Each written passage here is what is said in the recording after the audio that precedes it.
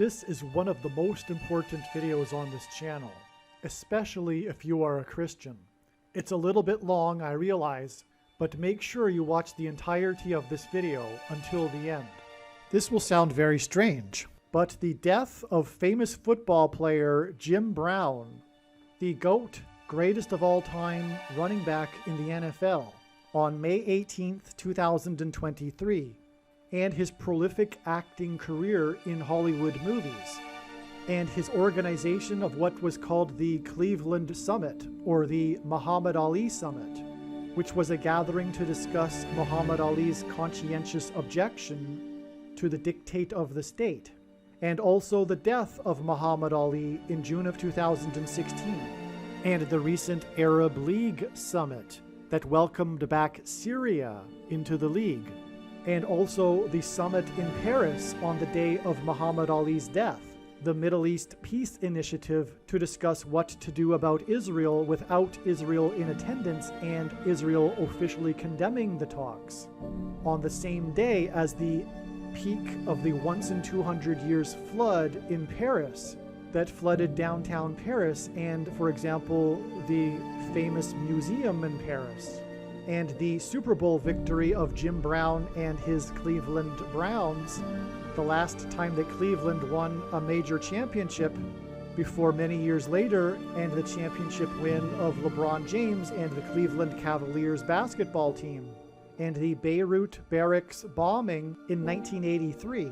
The barracks bombing that hinted at Barack Obama, and the pop music band Chicago's only #1 hit for which they received a Grammy Award for, and Barack Obama is from Chicago, and the first United Nations General Assembly meeting in New York City, and President Trump's trumpeting in October of 2020, a national holiday in honor of the United Nations, are all prophecies from God that are predicting that Israel will bomb Iran on August 26, 2023, and that Israel will nuke and completely destroy Damascus, Syria on September 4th, 2023, and are predicting the date that Barack Obama will become the president again on November 19th, and are predicting the date of a catastrophic solar storm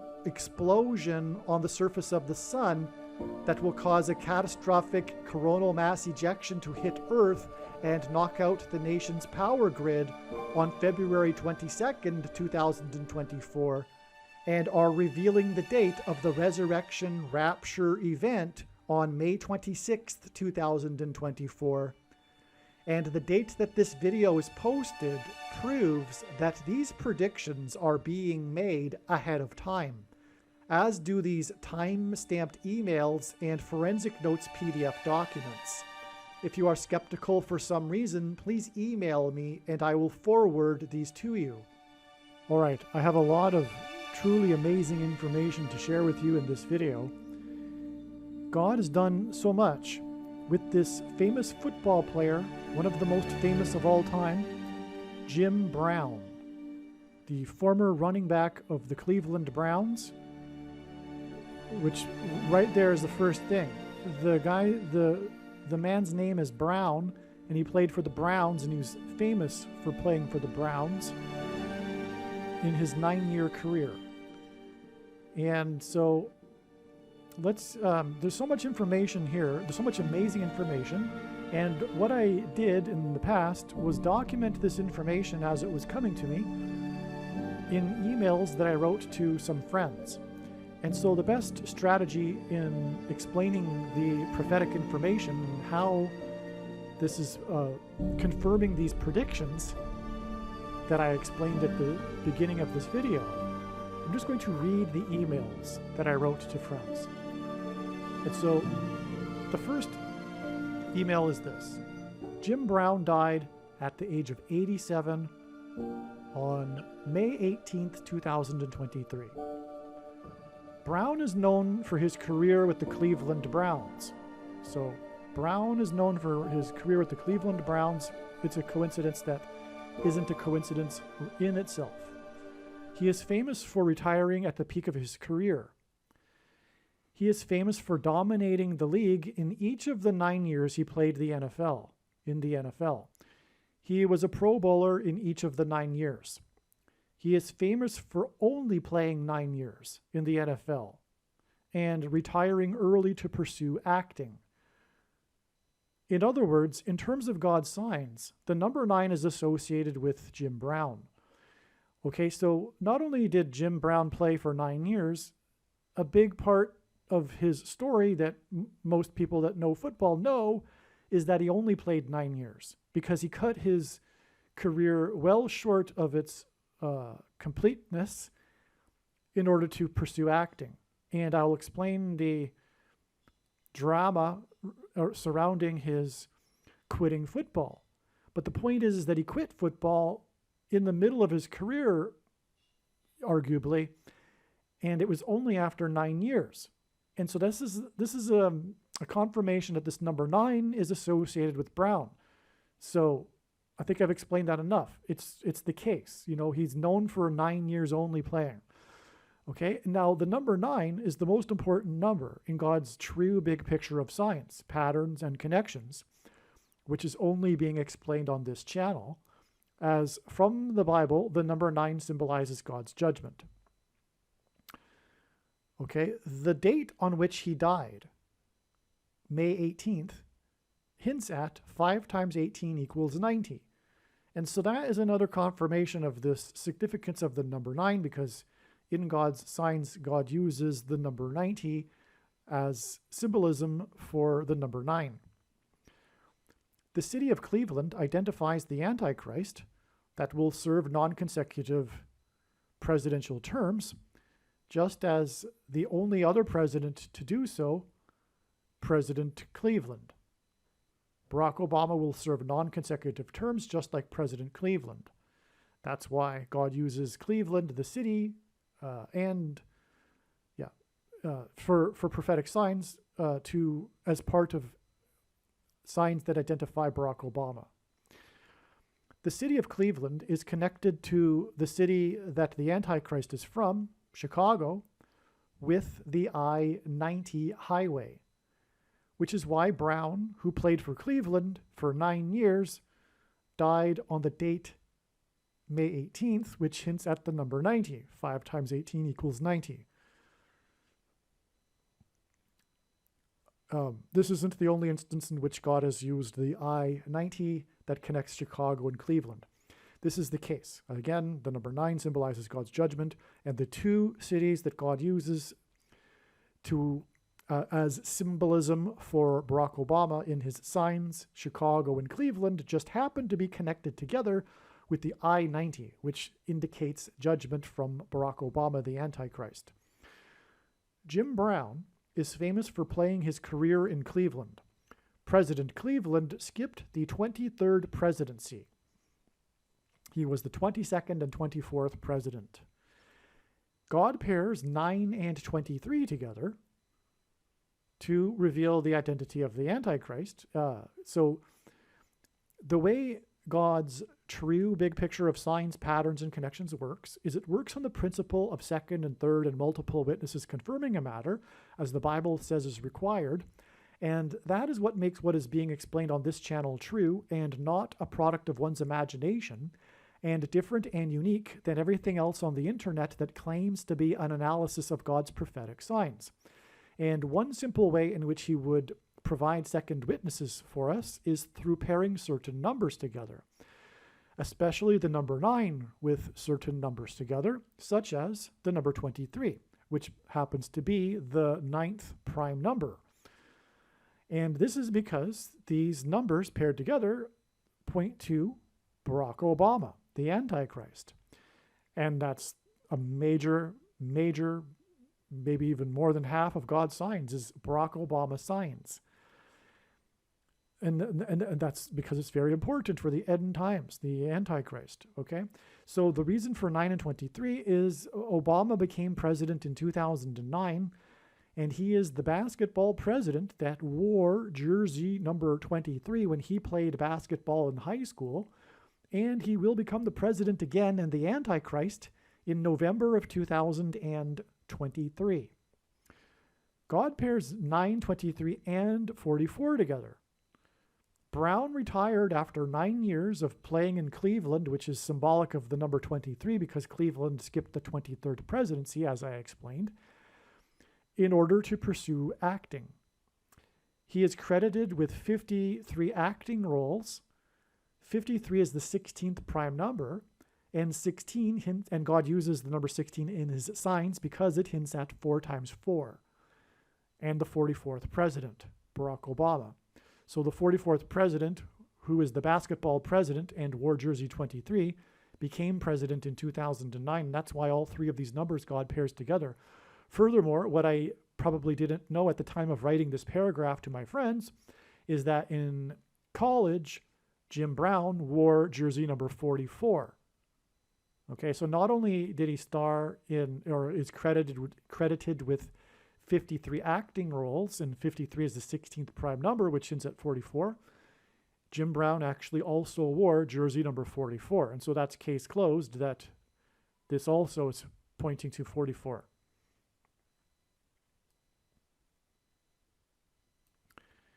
Jim Brown and his Cleveland team were the last professional sports team in Cleveland to win a championship until player number 23, LeBron James, broke the Cleveland sports curse in 2016.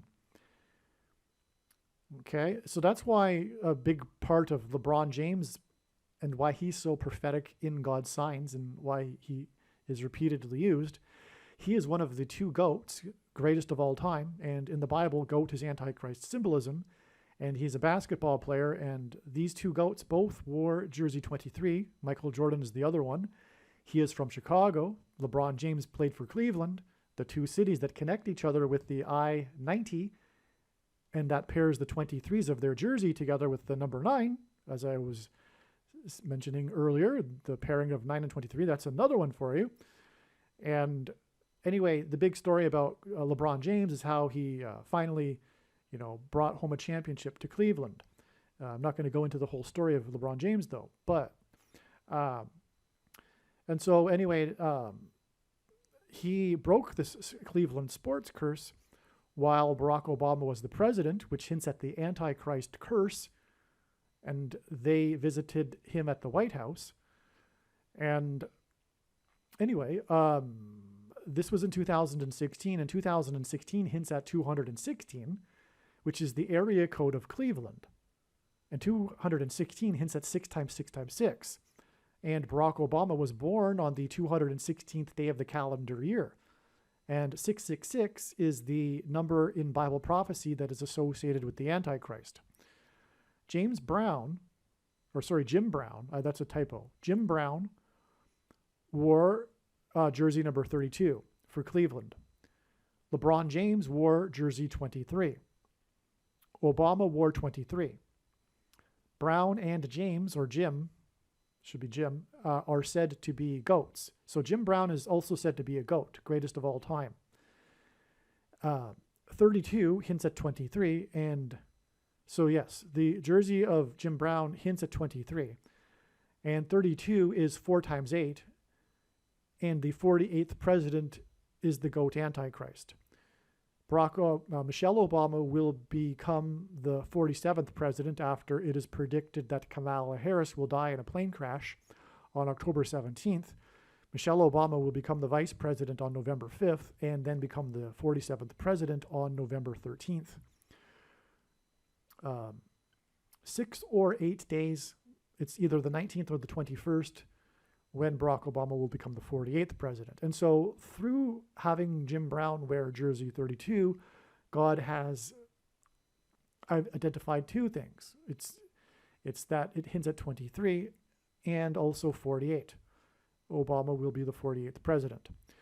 Jim Brown, who played for Cleveland, which is symbolized by the number 23, played for 9 years, a pairing of 9 and 23 together, died 4,440 hours, which is the equivalent of 185 days, before it is predicted that Obama will become the president on November 19th, 2023. And this is obviously hinting at how Obama is the 44th, the Antichrist is the 44th president. And again, God pairs 44 with these two other numbers here. So this is a pairing of 9, 23, and 44, once again. Jim Brown was born, so by the way, the 19th and 21st, I'm not quite sure because God is pointing to both of those dates. Perhaps it is the case that he will be announced on this date or become the vice president on this date and then the president on the 21st, something to that, or maybe there'll be an emergency meeting of the Supreme Court on the 19th and then he becomes the president on the 21st or something like that. Anyway, it's either one of the two dates that he will become the president. Jim Brown was born exactly 9,300 days before Obama was born. That's profound. So here we get into one of the first predictions. Okay, so, well, actually, that's a prediction right there. This is the second one. Jim Brown was born exactly 9,300 days before Obama was born. Okay, now 44, the 44th president, hints at the 44th president, 44 people died on Flight 93 on 9/11. And 9/11 was the big judgment warning of impending judgment and destruction of America. And this is one of the main events of 9/11, and it is clear that it is pointing to Obama because it was 44 deaths. And the plane was hijacked and made a sharp turn after it was flying over Cleveland, which is symbolized by the number 23. And so Flight 93 is actually a pairing of 23 and 44 that reveals the identity of the Antichrist. And Brown died exactly 40 weeks. Okay, so God uses 40 weeks connections in his signs because when asked by his disciples for the signs to look for of his return, Jesus replied with the metaphor of birth pains. And according to the medical profession, the average human gestation period is 40 weeks. And this is why God uses 40 weeks connections in between relevant prophetic signs. And this is relevant because Jim Brown is a 93 number because he died, or he was born 9,300 days before Obama was born. Okay? And again, Brown wore 44, jersey 44, okay? And 44 people died in Flight 93.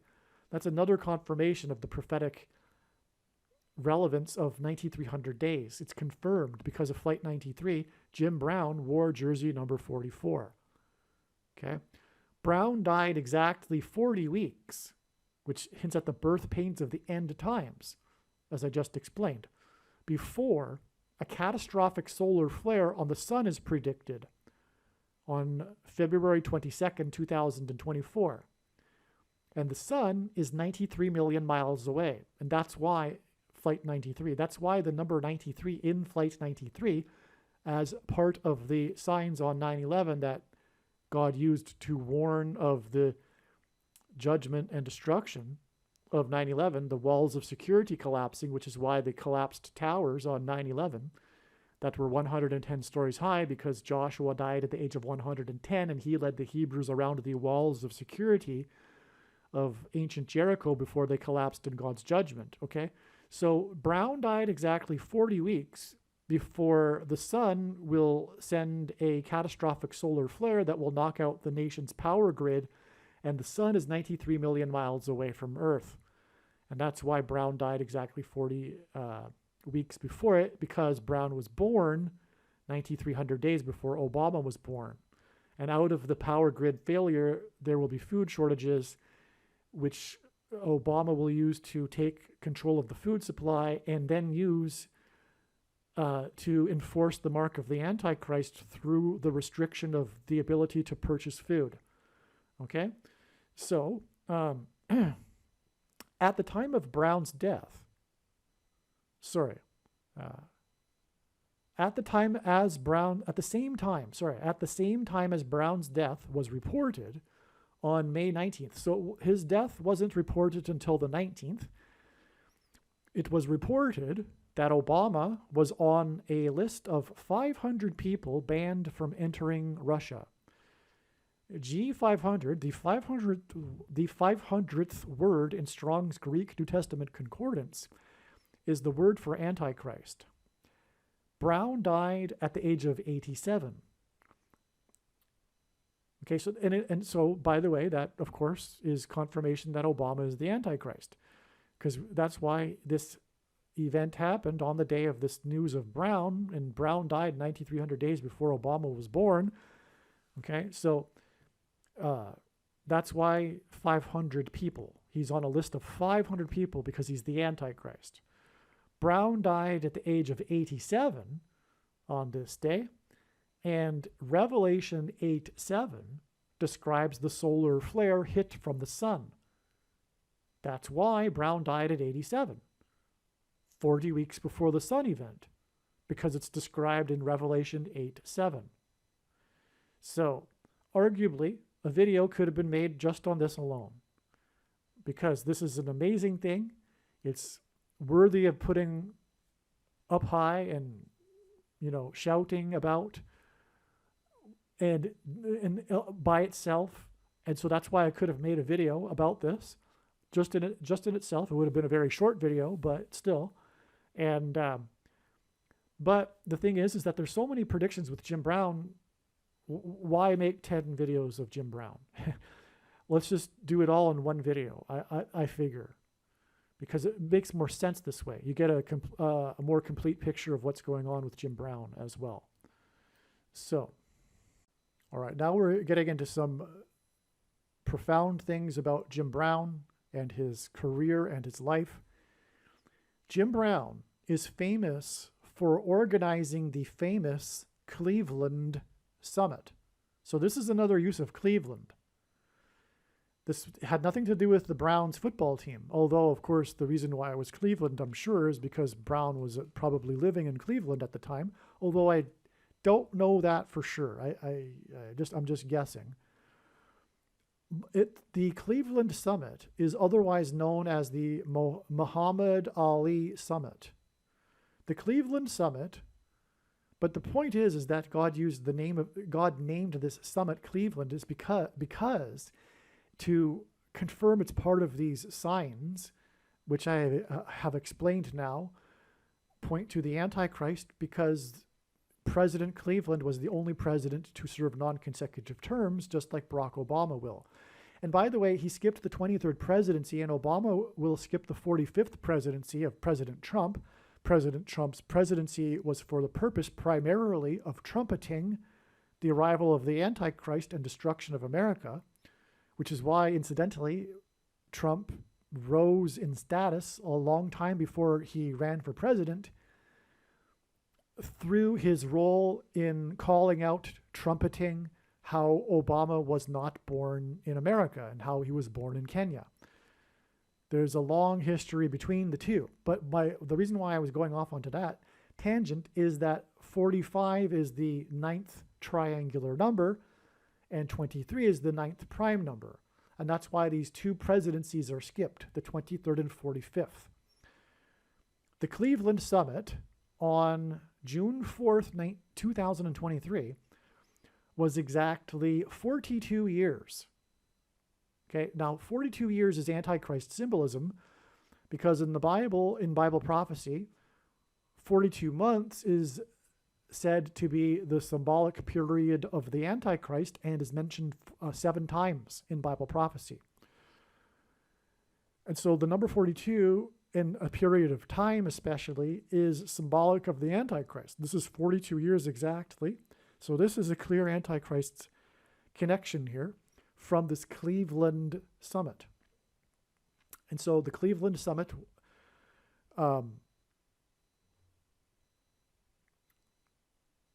sorry, this is a typo.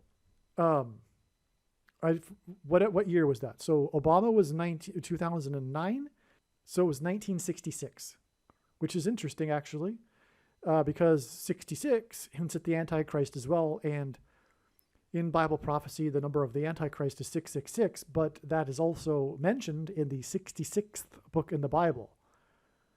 Okay, so it was 1966, the Cleveland Summit, and which was the Muhammad Ali Summit. This was exactly 42 years before Obama was in Cairo, Egypt. When he went down to Egypt, that hinted at Isaiah chapter 31, which describes the Antichrist and his defeat at the second coming of the Messiah. The chapter begins with, "Woe to those who go down to Egypt and rely on horses." And Obama is the American Pharaoh, the first Triple Crown winner in 444 months. In 2015 was American Pharaoh, the horse American Pharaoh. 444 months earlier in 1978 was the last Triple Crown winner, and that, of course, hints at the 44th president, the American Pharaoh. But Obama went down to Cairo, Egypt, to deliver his famous Cairo, Egypt speech right after he became president, in order to tell the Muslim world that America is no longer a Christian nation. So relax, in other words. That's the point of why he did that. Very Antichrist. And when he was there, the Egyptians were saying he was the new King Tut of the world. The media was saying that as well, which makes that also Antichrist symbolism, because the king of Egypt in the Bible is symbolic or a type foreshadow of the Antichrist. Okay, so the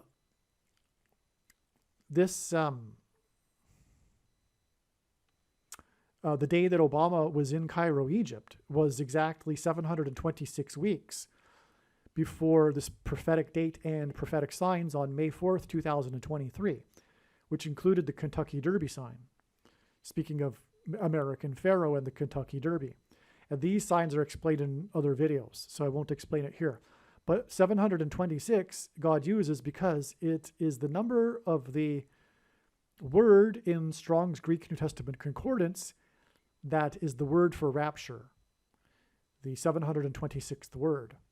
And the rapture, if you don't know, is the event when God's faithful will be rescued and escape the coming severe persecution from the Antichrist. The Kentucky Derby sign on May 6th, 2023, there was two Kentucky Derby signs, right? Because the sign that involved the Kentucky Derby on this day was on the date 5/4, was how in 5 days there were 4 horses that died on the racetrack. And on and on. That's explained in other videos. But the Kentucky Derby sign and the race itself was on the 6th. And it too was a rapture sign. And it is 386 days. And that hints at the 386th word in Strong's Greek New Testament Concordance, which is the word for resurrection. Because the rapture is a resurrection rapture. Those that have died already will be resurrected. This is 386 days before the rapture, which will be on May 26th, 2024, Pentecost in the calendar that watches for new moons. So the 54th Massachusetts Regiment was the first sent to St. Simon's Island, where Jim Brown was born. So Jim Brown was born on St. Simon's Island. And there was a St. Simon's Island on April 15th this year as well. That's explained in another video. It was an evacuation and fire. It's part of a trail of signs that's leading to the predicted dirty bomb explosion in Manhattan. But anyway, the 54th Massachusetts signs that God is pointing to, the 1st Black Regiment, they, after completing their training, were first sent to St. Simon's Island in Georgia. And that's where Jim Brown was born. And so here's a roundabout connection between Jim Brown and St. Simon's Island and the Antichrist. Okay, so we have another prediction in here though, by the way, is that the rapture will be on May 26th. And Jim Brown connects to that because the Cleveland Summit that he organized was exactly 42 years before Obama went down to Cairo, Egypt, which is in turn 726 weeks before these important signs on this date, which are about the rapture. And then the rapture is 386 days before, these rapture signs are 386 days before the rapture. And the confirmation of all of that is the in-between date, the 54th Massachusetts Regiment signs, is relevant because Jim Brown was born on the island of St. Simons. So if you initially thought that this was a little bit far-fetched, now that I summarized it with more clarity, you can see that it isn't. St. Simons Island is next to Jekyll Island, where the Federal Reserve was created. Jim Brown was born 8,101 days before after the creation of the Federal Reserve. 8,101 is the 1,019th prime number. I forget how I would have thought to look that up. It must have been the Holy Spirit. 1,119 hints at 9/11. That's a clear hinting at 9/11. God uses numbers and signs with 2 1s and a 9 as symbolism for 9/11. And the World Trade Center hints at the coming Federal Reserve currency, and as does Jekyll Island, and as does the 54th Massachusetts Regiment, by the way. Because the thing about them, the reason why God is pointing to the 54th Massachusetts Regiment is that it was the first black regiment in the Civil War that was fought to abolish slavery. And if you think that's controversial, well, know that the 54th Massachusetts was in it for that reason, the first black regiment, and so a big part of the story of this of the 54th is that they were treated unequally and were not paid the same amount of salary that the other white northern soldiers were paid, which was $13 a month, which hinted at the 13th Amendment, which was used to abolish slavery.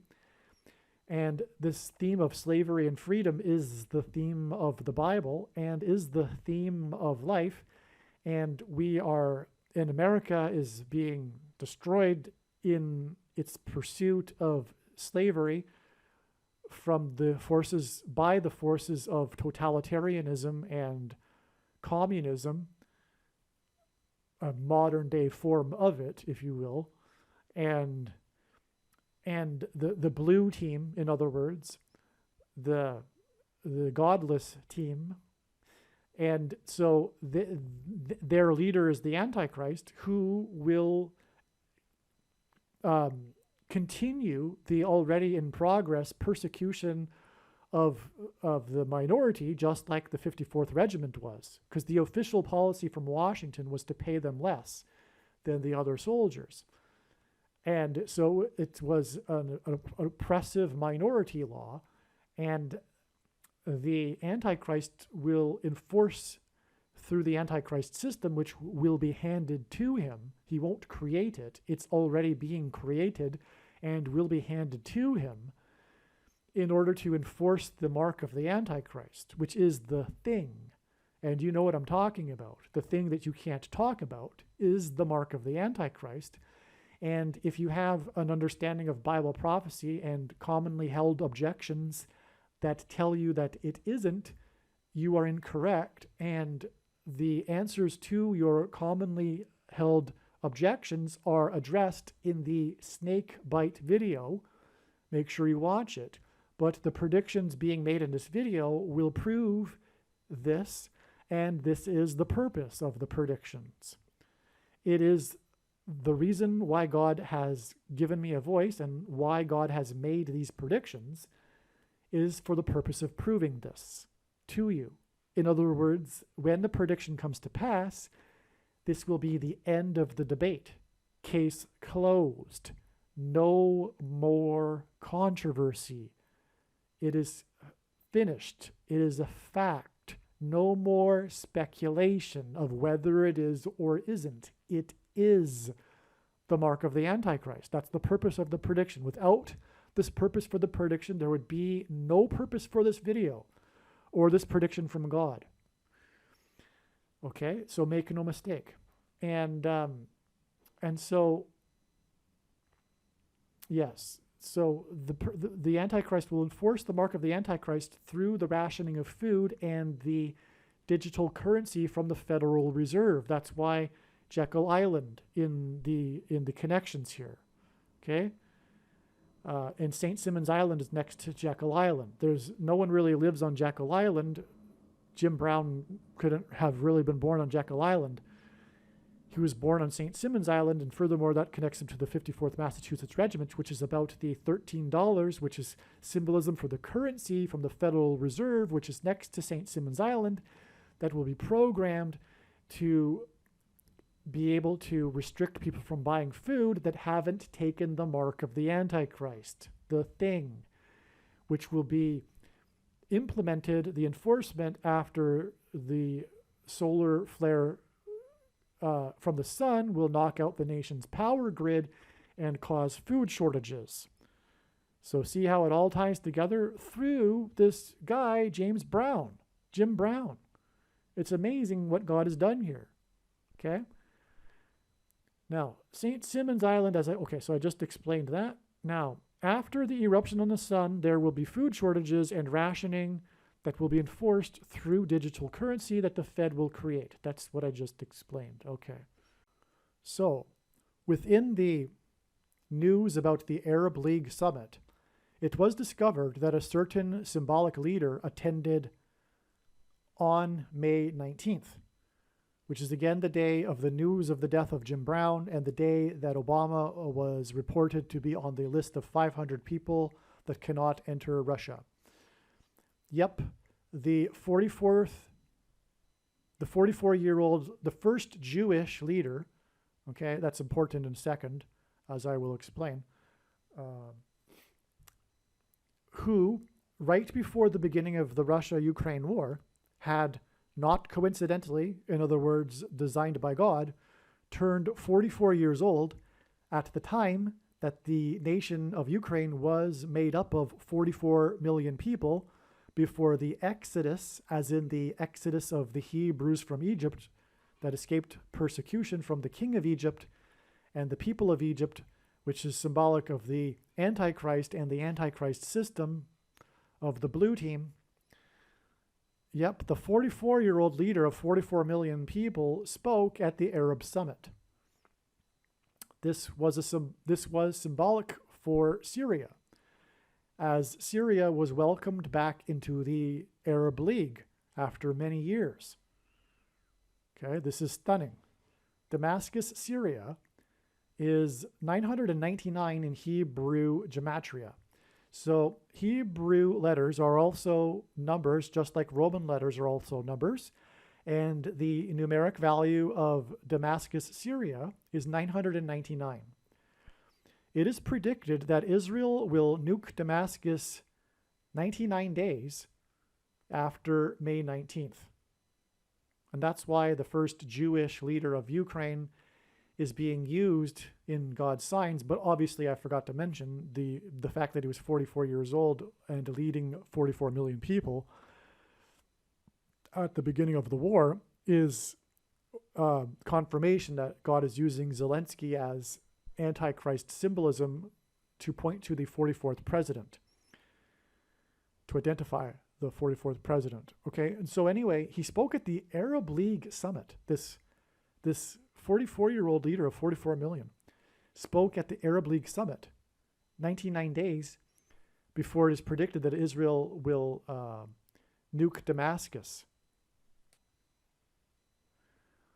Okay, now I wrote this before it was learned that August 26th is the day that Israel will bomb Iran, and then 9 days later will bomb Damascus. Okay, so it's 99 days and then 9 days to the date that Israel will nuke Damascus, which gives us the 999.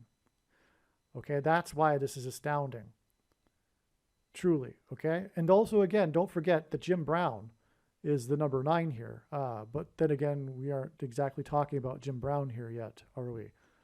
Well, yes, we are, because this was the day, of course, because Jim Brown, this visit of this leader on this date, 5/19, was the date of the news of Jim Brown's death. And so from that date, it is 99 days and then 9 days to the day that Israel will nuke Damascus in Syria. And this was the day that the symbolic Antichrist figure leader was at a surprise visit at the Arab League summit. And that summit was known for welcoming back Syria. And it's the first Jewish leader, which hints at Israel. So Israel, 99 days and 9 days later, will nuke Damascus, Syria, after this prophetic sign. It's just amazing. And again, Brown is known for number 9 because of his 9-year career with the Cleveland Browns. And, okay, and 9 Pro Bowls and all of that.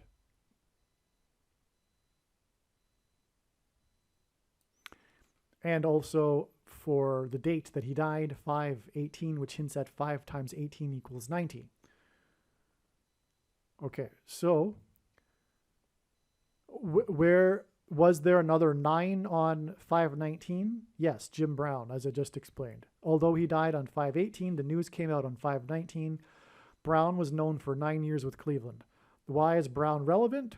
Jim Brown, because as the Jim Brown email explains, Brown is tied to Obama through symbolism. Brown's college jersey number 44 was retired. His college team retired his number. And Damascus is symbolized by the number 44, which is explained in other videos. Make sure you watch all of the videos. Obviously, when the prediction comes to pass, you will know that you need to watch every single minute of every video on this channel.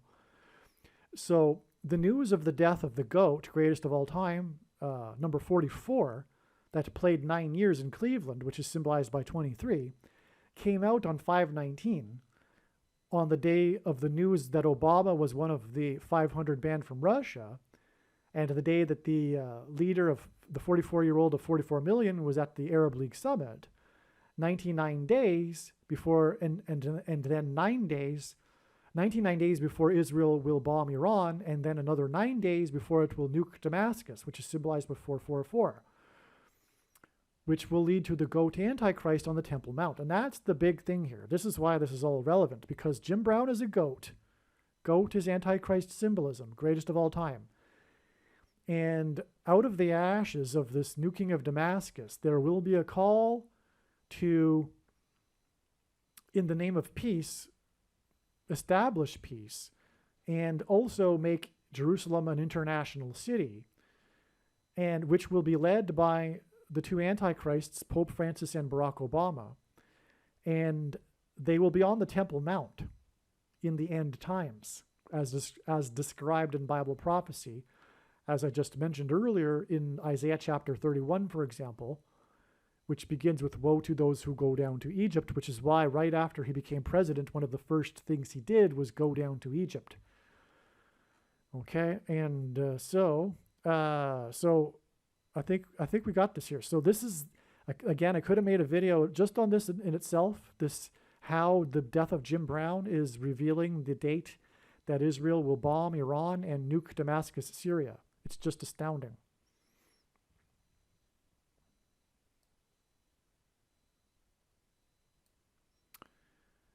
Jim Brown wore jersey 44, which is again symbolic of Damascus, which again is explained in other videos. He is known for quitting football to pursue acting. The reason is if I could summarize with because the thing is, to explain it properly, it takes like 2 minutes, but I don't have it all memorized to just, spit it out. But Damascus is symbolism in the Bible, is symbolic of the world. And that's why it is the oldest continuously inhabited city in the world, is because Isaiah chapter 17 describes the destruction of Damascus suddenly and overnight, which must be due to a nuclear bomb. And the thing is that it will never be inhabited again. And we therefore know that this has never happened in history, because Damascus is the oldest continuously inhabited city. Now, E.W. Bullinger says that the number 4, if you don't know who that is, he's like an authority on Bible numbers. The symbolic meaning of significance of numbers in the Bible. The number 4 is symbolic of the world, the material world, the created things, and the number of the city number. Okay, so anyway, that's why Damascus is in a nutshell. It is symbolized by 444 or 44. Oh, and also the 444th word in Strong's Greek New Testament Concordance is the word for man. Man is 444, which is, by the way, the reason for 666. That's also symbolic of man, because man was created on the 6th day, which is why the Antichrist that leads the man-made religion, Catholicism, with a man at the top and a hierarchy of men whom you have to go to get your salvation through taking the bread from the piece of bread from the man and then confessing your sins to the man and then doing them again. Catholicism, the wolf in sheep's clothing, which isn't Christianity at all. I mean, it's designed to appear like Christianity, to fool people. And don't get me wrong, I'm not anti-Catholic. And nor do I believe that all Catholics aren't saved, or sorry, in the process of being saved, because no one is saved past tense. And but if they are on the path to salvation, it's in spite of their Catholicism, not because of it. Because Catholicism is designed to steer people away from the Bible. That's the point. You know, you get caught up in the rituals and you think that you're all good, and that's why the vast majority of Catholics don't even read the Bible or have never even read it, perhaps. Okay? So anyway, that's why it's the wolf in sheep's clothing. Jim Brown wore jersey number 44. He is known for quitting football. So here we get into something really interesting too. You know, more about this background of Jim Brown. He is known for quitting football to pursue acting. He is credited with 53 roles. Again, 53 is the 16th prime number, which is at 4 times 4 and 44. And God uses firsts in his signs for prophetic signs. The first movie he acted in premiered at the famous Cleveland Hippodrome Theater. He had many of his Cleveland teammates join him for the movie. This was on the 23rd of October in 1964. Okay, this was exactly 40 weeks, which is again symbolic of birth pains and the end times and the Antichrist, after Michelle Obama was born on January 17th in 1964. It was also exactly 6 times 6 times 6 months, 216 months, which is the equivalent of 18 years, and 18 is 6 plus 6 plus 6. And therefore, this connection is clear 666 Antichrist symbolism. After the first UN General Assembly meeting in New York City on October 23rd, 1946. Okay? So I just want to rewind here. You know, Jim Brown played for Cleveland. He had his Cleveland teammates. Cleveland is again symbolic of 23. The first premiere of his first acting role was on the 23rd of October. And this was exactly a extremely prophetic 40 weeks after Michelle Obama was born. And Michelle Obama, okay, the date 117 hints at 1117, which in the Hebrew Old Testament concordance, Strong's concordance, is the word Bama, which means high place. And Jesus said he saw Satan falling like lightning from heaven. And in the Bible, high place is a metaphor for heaven. For example, it is said that Lucifer fell from the high place, a metaphor for heaven. And the name Barak in Hebrew is lightning. And in the language Jesus would have spoken, Aramaic, O is from. And so lightning from heaven, which is what Jesus said in Luke 10:18, is Barack Obama. Either Jesus didn't know what he was saying when he said this, or he knew that there would be a famous president named Barack Obama and said this anyway, knowing that it would confuse us, or he was revealing the identity of the Antichrist. Obviously, the latter option is the only one that makes any sense. And Michelle Obama will be part of how Barack Obama will become the president again. As I mentioned earlier, she will become the 47th president after the death of Kamala Harris in a plane crash, predicted to be on October 17th, which, by the way, is also a date that hints at 117 and 1117, and she will fall from the high place in her airplane. Okay, so again, his first movie on the 23rd of October is exactly 40, well, okay, and it's also, this first movie premiered exactly 6 times 6 times 6 months, which is also 6 plus 6 plus 6 years after the first UN General Assembly meeting in New York City on October 23rd, 1946. His first movie premiere was also exactly 4 plus 4 plus 4 years before the music band Chicago. Obama is from Chicago. God uses Chicago to point to Barack Obama. There's a band named Chicago, a very famous one, and it was their first #1 hit. It was exactly 4 plus 4 plus 4 years, which hints at the 44th president, who is from Chicago. There was their first #1 hit, for which they received their only Grammy Award. Okay, the song topped the chart on October 23rd, the same date, in 1976, which was exactly 4 plus 4 years after the first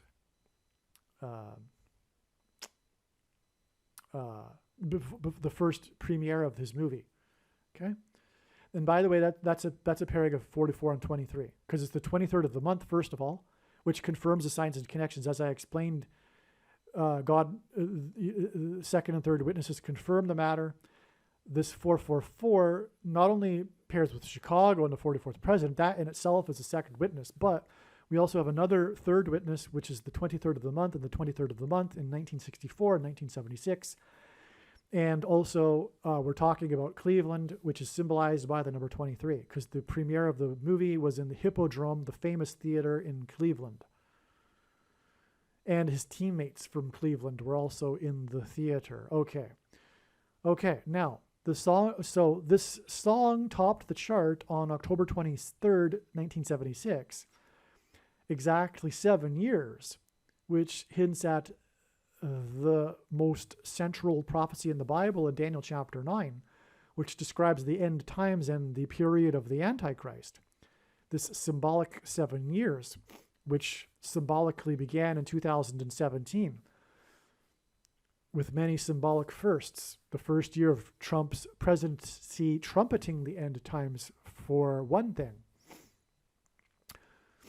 Okay, so anyway, this song of Chicago topped the chart exactly 7 years, which is symbolic of the Antichrist, before the Beirut barracks bombings on October 23rd, 1983. The Beirut barracks bombings hints at Barack. This is an astounding revelation here. This prophetic sign of the Beirut barracks is a hint at Barack Obama, as in Barack Obama. Okay? So these Barak bombings, these Barack bombings, were exactly 444 months before Trump trumpeted and declared UN Day a national holiday on October 23rd, 2020. Why did he do that? The only explanation can be it is because God had him do it. Anyway, Trump trumpeted the first, speaking of firsts, right? This was in the first UN assembly, connects to the first declaration that there be a UN day as a national holiday in America. This Marxist globalist organization that Trump trumpeted against at the same time. So anyway, he trumpeted this he signed the order, the executive order or whatever, on this date. Okay? Trump was born in New York City, and that's where the UN is, and he declared the first UN day in America exactly 888 months after the first UN General Assembly in New York City on October 23rd, 1946. So I'll just rewind here. This 888 months is broken into two sets of 444 months, right? Because again, we have from the first General Assembly in 1946, we have the 18 years connection to the Jim Brown movie, and then 12 years, which gives us 30 years to the Chicago song, and then another 7 years to the Barrack bombings, which is a total of 37 years, which is 444 months. And then from the Barrack bombings, as in Barack Obama, we have another 444 months to the date that Trump trumpeted the UN national holiday. And so we have a clear full circle connection here between the first UN and Trump's trumpeting the UN. In other words, this is absolutely, without a doubt, from God. Okay? What I have just explained in the last couple of minutes here is extremely important. These are major prophetic signs. This is a major connection here.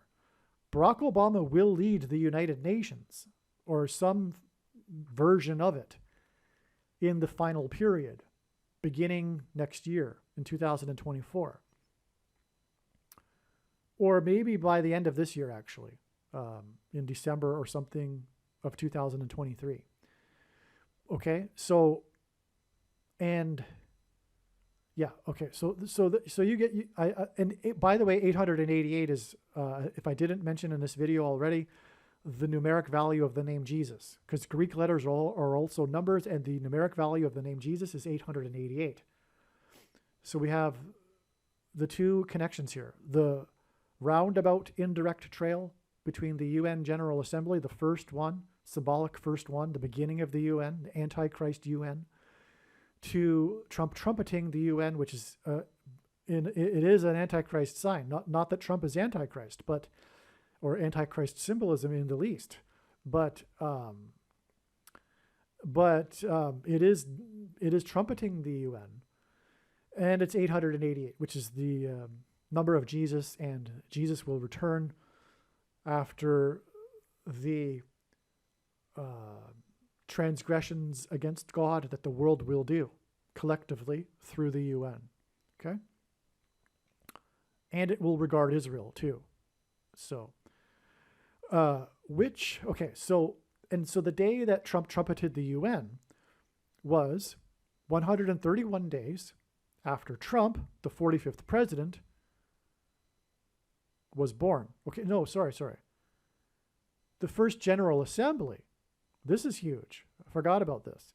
The first UN General Assembly meeting, the symbolic beginning of the UN, which, by the way, a part of the UN is the World Health Organization, all right, which is, communism isn't the right word, because it is in a way, though. It's led by a communist, the guy from Ethiopia, who was a former radical socialist revolutionary. And that's the reason, by the way, the reason why he heads the World Health Organization. It's not a conspiracy. It's not a conspiracy theory. It's a conspiracy fact that there are Reds, communists in the United Nations organization, and they hire their own, and etc. It is a conspiracy of communists. Communism didn't die. There are new versions of it, though. It's evolved. It's not like Stalinism per se. It's new versions of it, like climate change, etc. Okay? So anyway, this is amazing. Let me explain this. Trump was born, the 45th president was born 131 days before the first UN General Assembly. Okay? And he was born in New York, and the first assembly was in New York.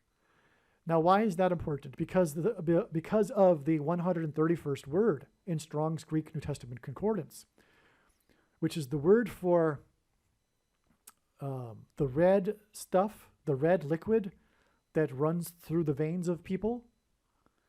Disease. It's that disease, okay? You know what I'm talking about? The thing that runs through people's veins, disease, is this word. It's used once describing the woman that had the thing disease, okay? And okay, so that's why 131. And the reason for that is because the UN is involved in the thing disease, the that's created from the thing that they put inside people, that the World Health Organization is in the process of dictating to the world that it be done. It's in the process currently of gathering the legal authority to do that. And many nations are going along with it because the world is hypnotized by the spirit of Antichrist currently. This is astounding, okay? Now, what is confirmation of this is that President Trump, the 45th president, was born exactly 45 years after the Rockefeller Institute was founded. And the Rockefeller Institute is key, instrumental in the pioneering of the thing, which is the thing that you can't talk about. The things that people put inside themselves with a thing, with a sharp thing that is like a snake bite. Okay, so I said something that I'm going to delete from the video, so I'm just going to try to pick up where I think I left off. And so yes, the Rockefeller Institute is instrumental in the history of the things, okay? Like very instrumental. More importantly, actually, the Rockefeller Institute is what caused the Spanish flu. Okay, that thing that happened in 1918 that killed 50 to 100 million people was the result of the EXP. You know what I'm talking about? The exp thing, toll thing. That was done at the Fort, what's the name of the camp? Fort Wiley, I believe, in Kansas. And the thing that they gave to the soldiers is what caused Spanish flu. And that's a fact. Spanish flu, the lie that has been propagated that Spanish flu was influenza is a lie, and it was not that. It was it was a bacterial infection. It was a respiratory bacteria infection that spread. So anyway. But that lie needed to be spread in order to further the thing industry, and the supposed corpse that was exhumed excavated, in Scandinavia, in the frozen tundra, that supposedly provided the thing for Spanish flu, is a lie. That paper was written by you-know-who, the man whose name in Latin means sickle, as in the sickle in Revelation chapter 14 that is used to harvest the grapes that are thrown into the winepress of God's wrath. So his last name is an Italian name. He is the head of the national NIAID, the National Institute of, anyway, the NIAID. So you know who I'm talking about, the most famous guy, okay? That guy, he wrote that paper, and he is the biggest liar of history and responsible for millions of deaths. And a mafia man. Truly, like in the literal sense. Okay, so anyway, which isn't it's not a coincidence that he's Italian, by the way. That's the purpose of that was designed by God to confirm what I have just said, the symbolism in that. Okay, so let's see.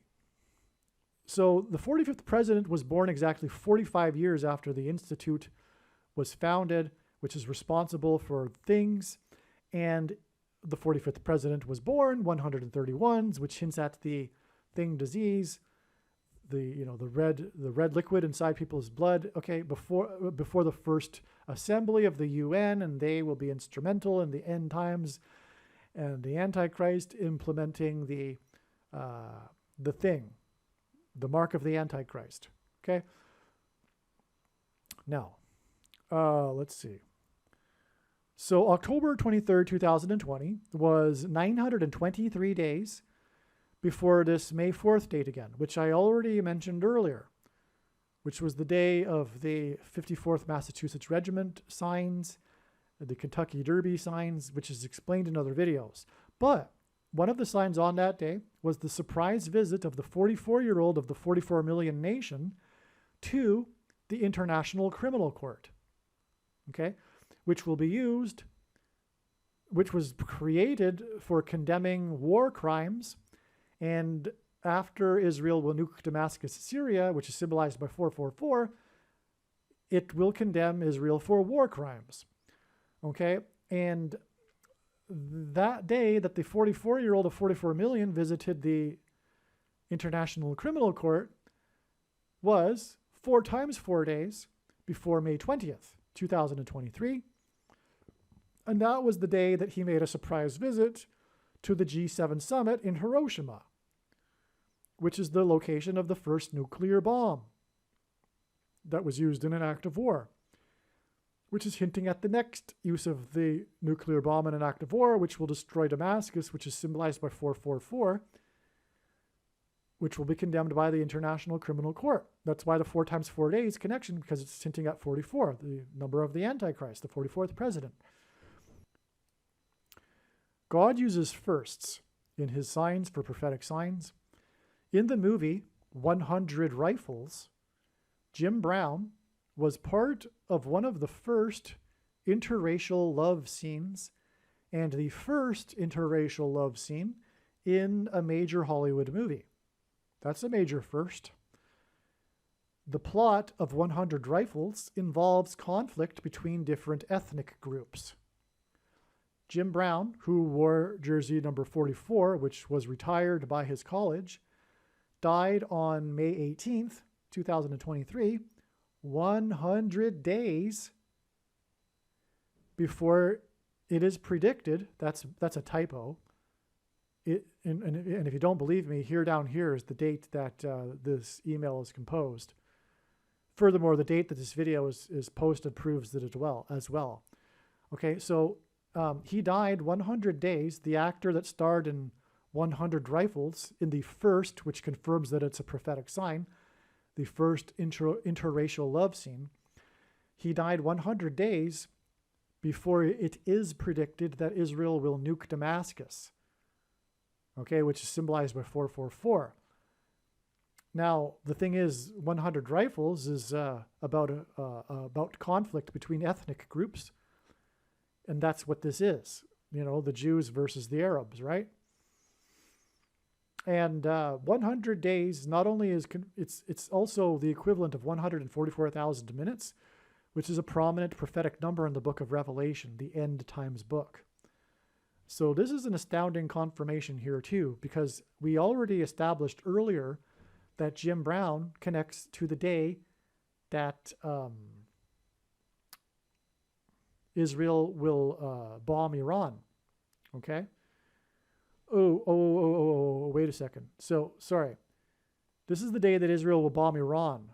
Okay, 100 days later is the day that Israel will bomb Iran. Okay, so again, Jim Brown died on May 18th, and the following day was the news of the death. And that was the day of the summit, the Arab summit, and the welcoming back of Syria, and the attendance of the leader of Ukraine, the 44-year-old of 44 million. Okay, as I explained, that day was 99 days, and then 9 days to the day that Israel will nuke Damascus, but it's 99 days. The 19th is 99 days to August 26th. The day before, May 18th, is 100 days to August 26th. And that's also relevant, okay? Because this was the day that Jim Brown died. The 19th was the day that the news of his death. And again, Jim Brown is associated with the number 9. That's why 99 days. But also Jim Brown starred in the first interracial love scene in this movie 100 Rifles about ethnic conflict between two ethnic groups. And 100 days later is when Israel will bomb Iran, which is obviously a conflict between two ethnic groups. So this is an amazing connection that God established as well. Why is God using Jim Brown and signs that point to Israel? First, the signs contain Obama symbolism, and Obama and the world will gang up on Israel, but also, as the Antichrist, but also Brown is known for being a political activist.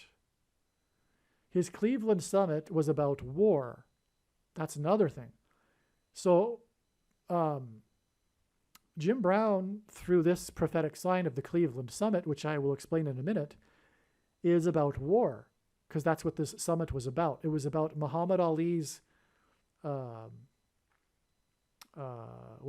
conscientious objection to being drafted in the war, okay, which I'll explain in a second.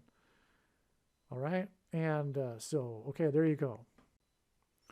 All right, so as I wrote to my friends here, I said, all right, I think the last theory as to why God used Jim Brown needs to be refined a bit. He is symbolic of protest because of the Cleveland summit, and specifically civil rights. The Cleveland summit was about Muhammad Ali's dissent on religious grounds to not submit to the draft for the war. This hints at civil rights, protesting and dissenting on religious grounds, to not take the thing that is the mark of the Antichrist. That's what this is all about here, okay? Muhammad Ali's dissent from the state and the majority on religious grounds, to not submit because of his conscientious objection to the draft of the war, okay? The forced draft is related to the forced things. This is why Brown's number was 32, and why the only time he won the championship was the 32nd NFL championship. Okay? This is why the next time that Cleveland won a championship was with the breaking of a sports curse in 2016, which again hints at 216 and 6 times 6 times 6. and Antichrist curse, mark of the Antichrist. Okay? Come to think of it, Brown was known for being a physical freak of nature, a beast. Okay, so the mark of the Antichrist is the mark of the, physical freak of nature, beast. So the reason why, though, he won, this is very important. The whole LeBron James thing, in fact, also points back to Jim Brown. And LeBron James is huge in his science, but it all points back to Jim Brown's championship, because the whole thing about LeBron James is that he won the championship for Cleveland that hadn't won it since, the early 1960s. I forget the year. It was one of the longest sports droughts in, for a city, right? And it was it was known as the Cleveland sports curse. And furthermore, the Antichrist mentioned this when Cleveland visited him at the White House. He mentioned the sports curse of Cleveland because he is the Antichrist curse, okay, on America for not repenting and rebelling against God. That's why the Antichrist curse. So, but anyway, he won the 36. So it all points back to when Jim Brown won the championship the last time for Cleveland, which was the 32nd championship in the NFL, and Jim Brown wore jersey 32. So this is the reason why Jim Brown needed to wear 32 for God's science. The reason why is this. The 32nd prime number is 131, as in G131, which is the word for this, if you can read it. If you're listening and you're not watching the screen, the thing I mentioned earlier, the red liquid that runs through people's veins, disease. This is the reason for Jim Brown. Okay? This is the biggest reason for Jim Brown here. His victory in the 32nd NFL championship, and why he wore number 32, it's to point to the 32nd prime number. And again, that was the number of days, 131 days, between the first, between his birth and the first UN General Assembly, which again connected with 6 + 6 + 6 years to Jim Brown's first premiere of him in a movie. So you can see that this isn't the only connection to the number 131, because it connects with the 131 days between Trump's birth and the first UN General Assembly. Right? That's also how Jim Brown number 32 connects to the number 131. It's very clear. This is the big reason for Jim Brown. It's identifying the mark of the Antichrist. Again, the prediction being made, any of these predictions, when they come to pass, will prove what I am saying. That this is the mark of the Antichrist.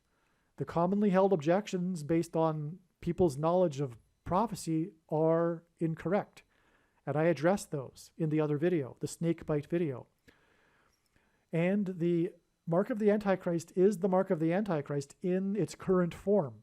It does not need an additional technology to go with it. It does not need some form of false religious worship, such as a worship of a statue, to go with it.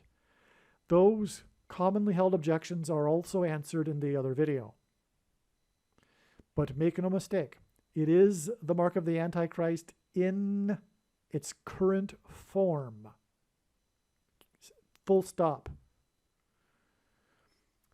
This is a better explanation because Brown, so I had speculated, Brown was political and he advocated for civil rights, but he was not a leftist or a socialist.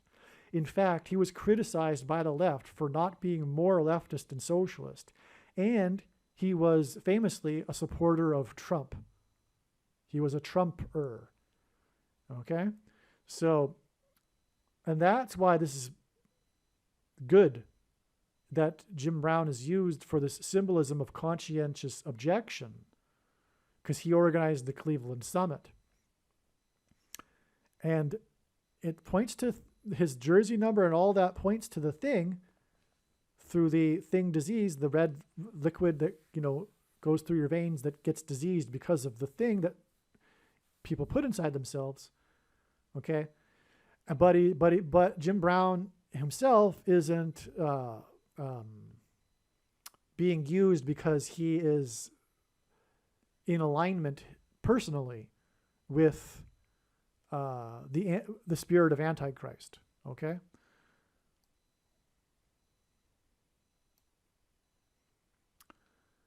Muhammad Ali was hospitalized in Scottsdale, Arizona on June 2nd, 2019 with a respiratory illness. Though his condition was initially described as fair, it worsened and he died the following day at the age of 74 from septic shock. All right, first of all, speaking of Cleveland and LeBron James, this was the month, I don't know which date exactly, but anyway, this was the month that they won the championship in 2016, because the NBA Finals are in June and they won in 2016. I should actually look to see if there's a connection there. But anyway, Muhammad Ali died on June 2nd from a respiratory illness after it worsened, and he died from septic shock. So I wrote to my friends here, all right, this is correct. Jim Brown ties to Ali, and Ali is about being a conscientious objector. Ali died on June 2nd, 2019, an extremely prophetic date on which a Thunderbird jet crashed right after flying over Obama as he delivered a commencement speech to the Air Force in the 38th state, the high place, Colorado, the highest state. Denver is the highest major city in America. Okay. 38th president, because Ford was the only president never to have been elected vice president or president, just like Barack Obama will be when he is made president again. He will be appointed just like Gerald Ford. On that same day, a Blue Angels jet also crashed in the 16th state, 4 times 4, 44th president. Both jets were number 6 in their squads. The Thunderbird's pilot was preparing to land after the 6-ship formation flyover, and again it crashed right after it flew over Obama. This Blue Angels pilot, who was from the 38th state, was 32 years old, and he crashed in Smyrna, Tennessee, 10 days, which hints at the 10 days of testing of faith for the church of Smyrna, the letter that Jesus wrote a letter to in the book of Revelation. It was 10 days before Pentecost. He crashed in Smyrna 10 days before Pentecost, which is the feast in the Hebrew calendar that symbolizes the church. And Pentecost literally means 50th day, and that Pentecost was the day that 50 souls died in the Orlando gay nightclub shooting, which was the deadliest shooting at the time. 50 people died on the 50th day Pentecost, which makes it clearly a sign from God. And that was 10 days after the plane crashed. The Blue Angels plane crashed, which hints at fallen angels in Bible prophecy. And Barack Obama is a fan of the Duke Blue Devils. Okay, so it was 10 days that the plane crashed in Smyrna, in Tennessee, and that's amazing because of the 10 days of testing for the church of Smyrna before the 50 people died on the 50th day, Pentecost. Okay, Ali died 1,656 days. Okay, it was 1,656 years from creation to Noah's flood. And the flood occurred because of the corruption of things. If you can read it, things there. Okay, things that the building blocks of your cells. Okay, the code. Okay, that was the reason for the flood judgment. It was the corruption, right, in the story. And in the story, there's 1,656 number. I'm not a young Earth believer, by the way. I think the supposed evidence for that is rubbish. I do believe in an old Earth, but it is nonetheless a story from God. Okay, and it is the numbers are relevant. And so anyway, Ali died 1,656 days before the first mark of the Antichrist was administered on December 14th, 2020. On that Pentecost too, there was an emergency evacuation from Megiddo National Park in Israel due to a forest fire on that Pentecost. That's another thing. It's another prophetic sign. Megiddo is the location. That's where we get the word Armageddon from, if you know that word, which in pop culture is known to be associated with the end times, Armageddon, right? Because the world, the nations that will gather to destroy Israel will come to the plain of Megiddo in Israel, outside of Jerusalem and Judea. Okay, so anyway, there was an emergency evacuation in that national park in Israel on that Pentecost. Okay, on the same day as the 50 people died in on the 50th day, Pentecost, in the gay nightclub shooting. Because homosexuality is a sin, and it's not hateful to say that. It's actually the opposite. It would be hateful to not tell someone to warn someone that they are on their way to hell for their sin. Okay, so, all right, now,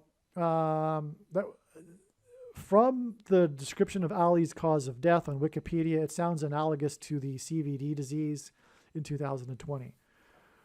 Okay, so Ali ties to Jim Brown through the Cleveland Summit, and that's why I went a little bit off onto a tangent here. Well, it wasn't completely, because the pilot that crashed was 32 years old, and Jim Brown wore jersey number 32. Ali ties to the pilot who crashed on the day that he died, right? And he was 32 years old, and he was the prophetic pilot of the two, because he crashed in Smyrna, and he was a Blue Angels, and so it was a symbolic of fallen angels. Anyway, I explained it. Okay, let's move on.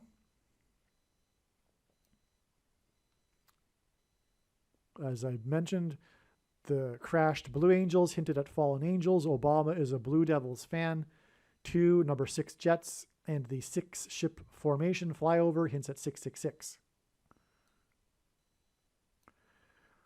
And very importantly, Smyrna, Tennessee, in the 16th state, which hints at 4 times 4 and the 44th president, is next to Nashville, and is within the path of totality, or was within the path of totality of the eclipse in 2017 that peaked nearby for 160 seconds in the 16th state. Okay? And 160 seconds is 4 times 40 seconds, which hints at the 44th president. And 1,656 days after the death of Ali, who was the Cleveland Summit, which was what the Cleveland Summit was about, his conscientious objection. I didn't explain that. So the Cleveland Summit was a gathering of other black men, I think actors and athletes, or maybe just athletes, I forget. So anyway, that was the Cleveland Summit. They gathered together to talk to Ali and hash it out, see if he was making the right decision. To just, because not that everyone is supporting him already when they arrived. They just wanted to hear him out and give him some advice, type of thing. Okay. So the Cleveland Summit, again, was 42 years to the day that Obama went down to Cairo. Jim Brown was a beast, and he was number 44 and number 32. He won the 32nd He won the 32nd NFL championship, 32nd prime number. It was 131. Okay, and the death of the pilot that pointed to the eclipse, because it was in the path of totality of the eclipse, was the day of the first thing. Oh yeah, 1,656 days after the death of the pilot was the day of the first thing. Okay, and it was also the day of the 4.4 magnitude earthquake, 4 times 4 miles deep, on the northwest flank of Hawaii's highest point, Mount Kilauea. No, Mount Mauna Kea, I believe. And Obama is from Hawaii. That was why this earthquake occurred on this date. All right. Now, also in Daniel chapter 8, it says that the Antichrist will come from the north and the west to Jerusalem, and directly, like, due northwest from Jerusalem, exactly northwest, is Rome, the home of the first Antichrist. But the earthquake was on the northwest flank of the nation's highest peak, because Bama means high place once again, and Obama is from Hawaii. And so anyway, this first thing and earthquake on December 14th, 2020 was exactly the middle date in between the 2017 eclipse and the 2024 eclipse.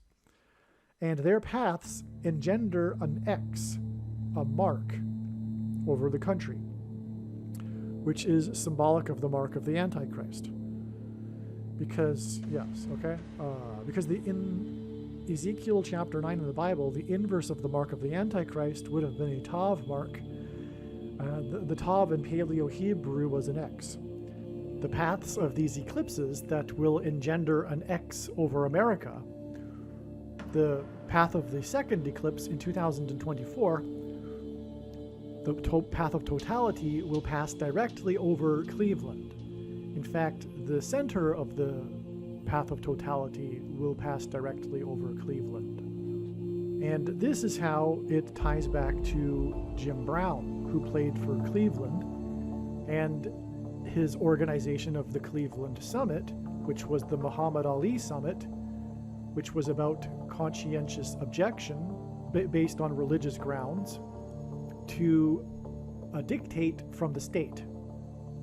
And so again, and by the way, the first eclipse, the 2017 eclipse, as I mentioned, God's true big picture of signs, patterns, and connections works on the principle of second and third and multiple witnesses confirming a matter. Well, there were 4 disasters that followed the 2017 eclipse that confirmed the matter that the 2017 eclipse was a judgment warning of destruction of America.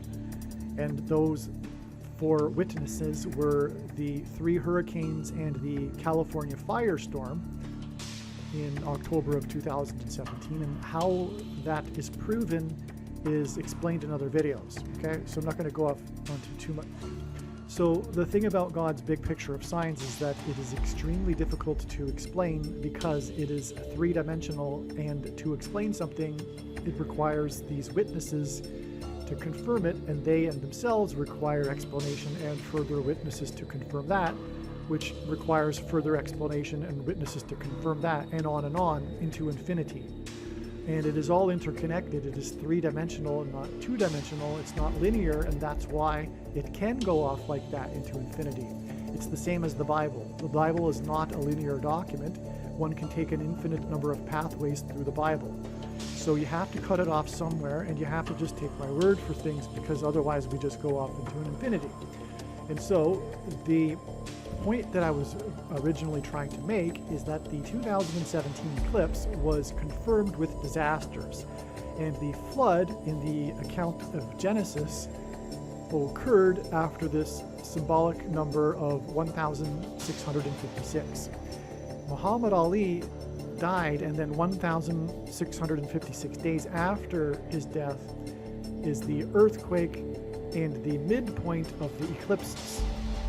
Okay, and again, the eclipse in 2017 was confirmed with disasters, which the first one of them, incidentally, is flood symbolism.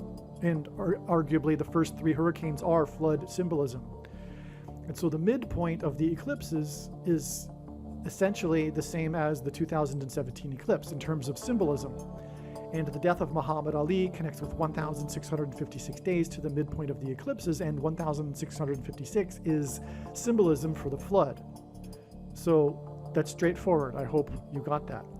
So that's why this is all relevant. Now, the thing is that the other eclipse will pass over Cleveland, and the Muhammad Ali Summit was in Cleveland. It was actually called the Cleveland Summit,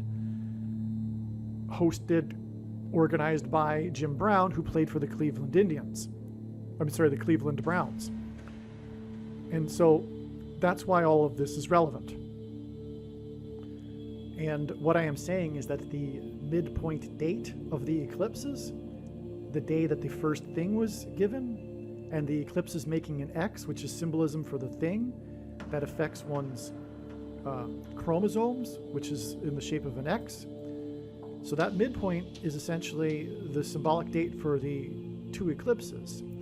And that date, again, is 1,656 days after the death of Muhammad Ali. And Muhammad Ali, the purpose of him in God's signs, is the Muhammad Ali Summit in Cleveland regarding his conscientious objection.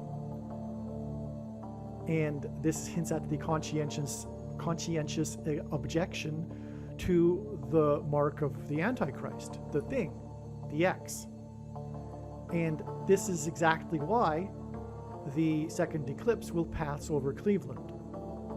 What I am saying is that the second eclipse will be pointing to Cleveland. It will also pass over Dallas. These are the 2 major cities that the second eclipse will pass over.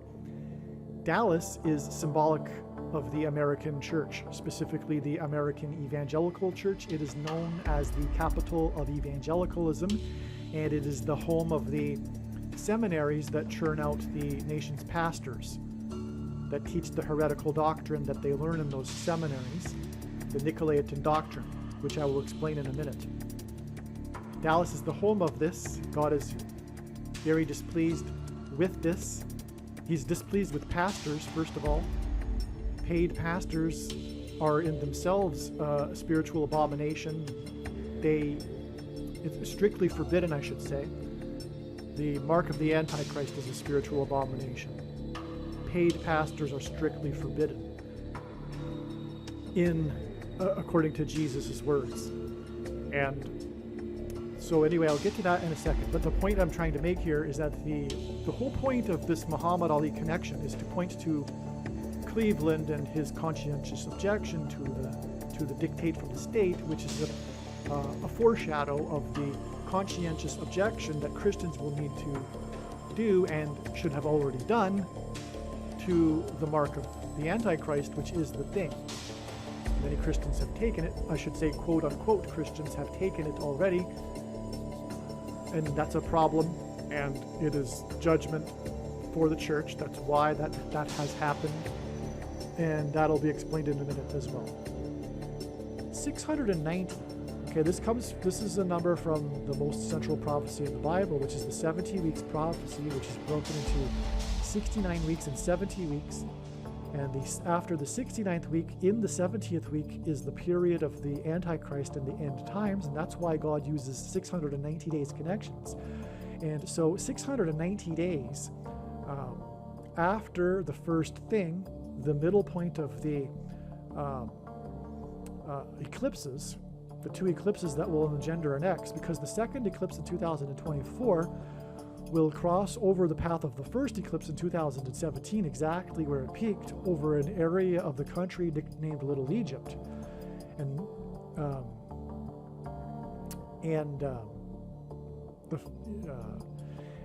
I was going to go off on a tangent, but why not? So, and the first eclipse peaked over Little Egypt exactly 3,000 days after Obama went down to Cairo, Egypt.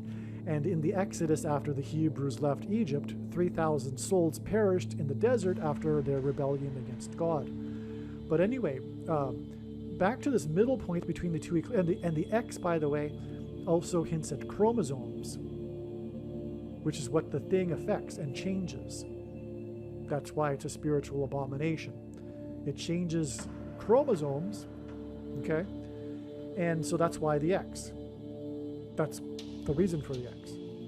The two eclipses are identifying the mark of the Antichrist, in other words. And so there's a middle date, okay? And that was the date of the first X.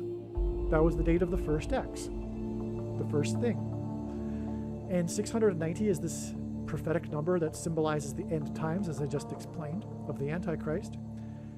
And so 690 days after the middle date of the X was November 3rd, 2022. And that was the day of many prophetic signs, including the rollout of NASA's Artemis to the launch pad. In their tweet that mentioned Billy Joel, which was a prophetic sign, which is explained in other videos, that pointed to Billy Joel's album Stormfront,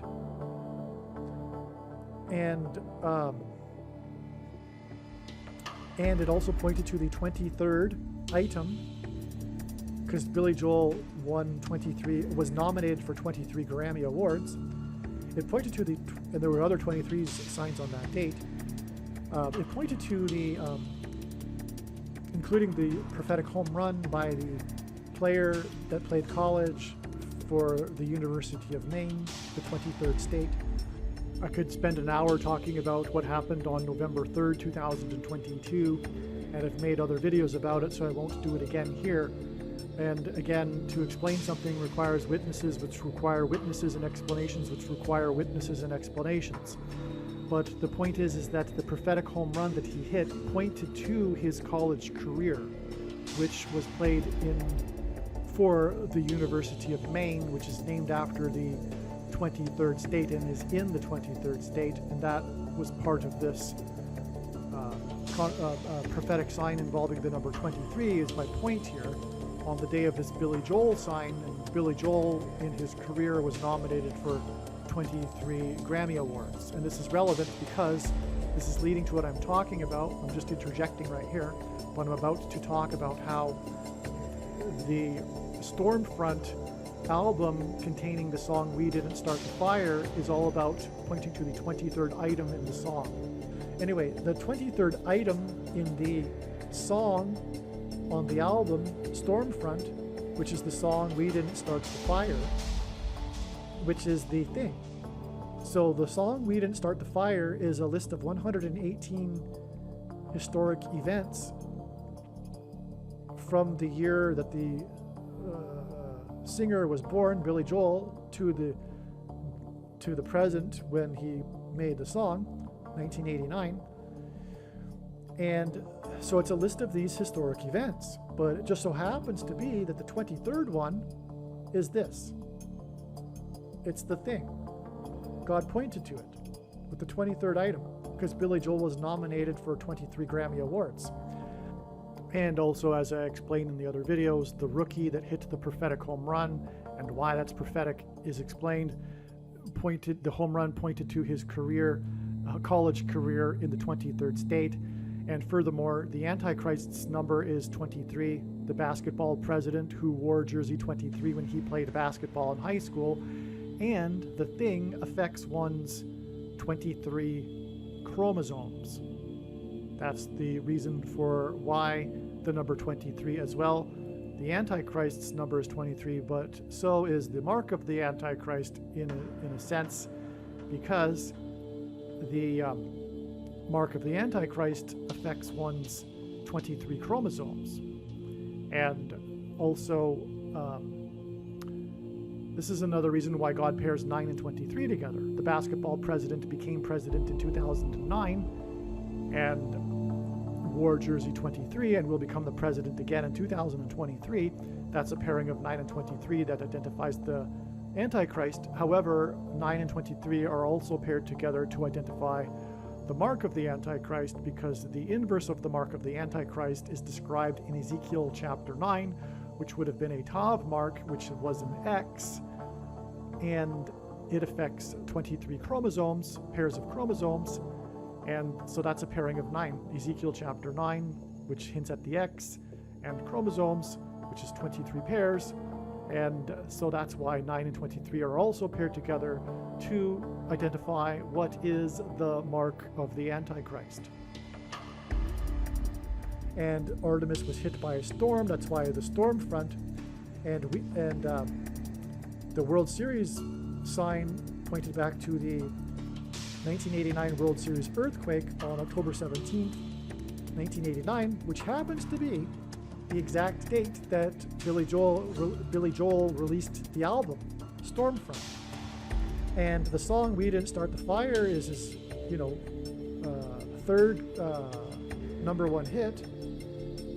The player that hit the prophetic home run on the day of NASA's prophetic Billy Joel tweet was player number 3. And that World Series was the 33rd anniversary of the 1989 World Series earthquake that occurred on the same day that Billy Joel's album was released, which contains the song "We Didn't Start the Fire" that was his third #1 hit. And for which he won a Grammy and all that. But the 1989 World Series earthquake was known for the fires that it started in San Francisco. And San Francisco hints at the Antichrist, Pope Francis, who will enforce the mark of the Antichrist. And so that's why all that was amazing. Okay. So, and the rollout of Artemis was 7 days. And in the account of Noah's flood, God gave Noah a 7 days warning before the flood judgment. It was 7 days before Hurricane Nicole hit Artemis on the launch pad. In fact, the strongest winds recorded for Hurricane Nicole were recorded at the Kennedy Space Center. The eye of the storm hit 70 miles south, a prophetic 70, and thus the highest winds, because the highest winds aren't typically where the exact eye hits, the highest winds were recorded at Artemis. And why did NASA have its big, expensive Artemis space launch system on the launch pad during a hurricane? Because it was designed by God. The hurricane came from nowhere. It wasn't expected to become the hurricane that it was, and it did so rapidly without warning, and it wasn't expected to come their way or something to that effect as well. And it takes 9 hours to roll the Artemis in and out of the warehouse, the hangar, and so the NASA could do nothing about it. When Ian and Nicole paralleled Charlie and the other hurricane in 2004, I forget the name, as they both engendered uncanny parallel X's over Florida. So the mainstream meteorological community was a little bit freaked out because of the uncanny parallel. The two hurricanes in 2004 and the two hurricanes in 2022 entered exactly the same locations at the same intensity and all that, and they both engendered X's over Florida, which hinted at the X over America. Okay, and 2004 and 2022 are 18 years apart, and 18 years is 6 plus 6 plus 6 years, which is also 6 times 6 times 6 months. Okay, and so yeah, and so the storm front, so you get it, right? The storm hit 7 days later after the Artemis was rolled out, with the Billy Joel reference to Billy Joel, who had the Stormfront album anyway. And the 7 days in between the two, the rollout and the storm, is extremely uncanny because of the 7 days warning that God gave Noah before the storm, the flood judgment, began. This was, so the storm, Hurricane Nicole, was on the same day as 3 cooling towers that were 59 years old each, because they were all built in the same year, but they were 3 cooling towers were demolished, collapsed in Paradise, Kentucky, and the rapper Coolio, as in Cooling Towers, that sang the song Gangster's Paradise, famous for that song, died at the age of 59 on the day of Hurricane Ian. Okay? So on the day of Hurricane Ian, the 59-year-old died, whose name is Coolio, who was known for the song Gangster's Paradise. And on the other hurricane day, Hurricane Nicole, that was the same day that 3 cooling towers were collapsed in Paradise that were 59 years old. Coolio died at the age of 59.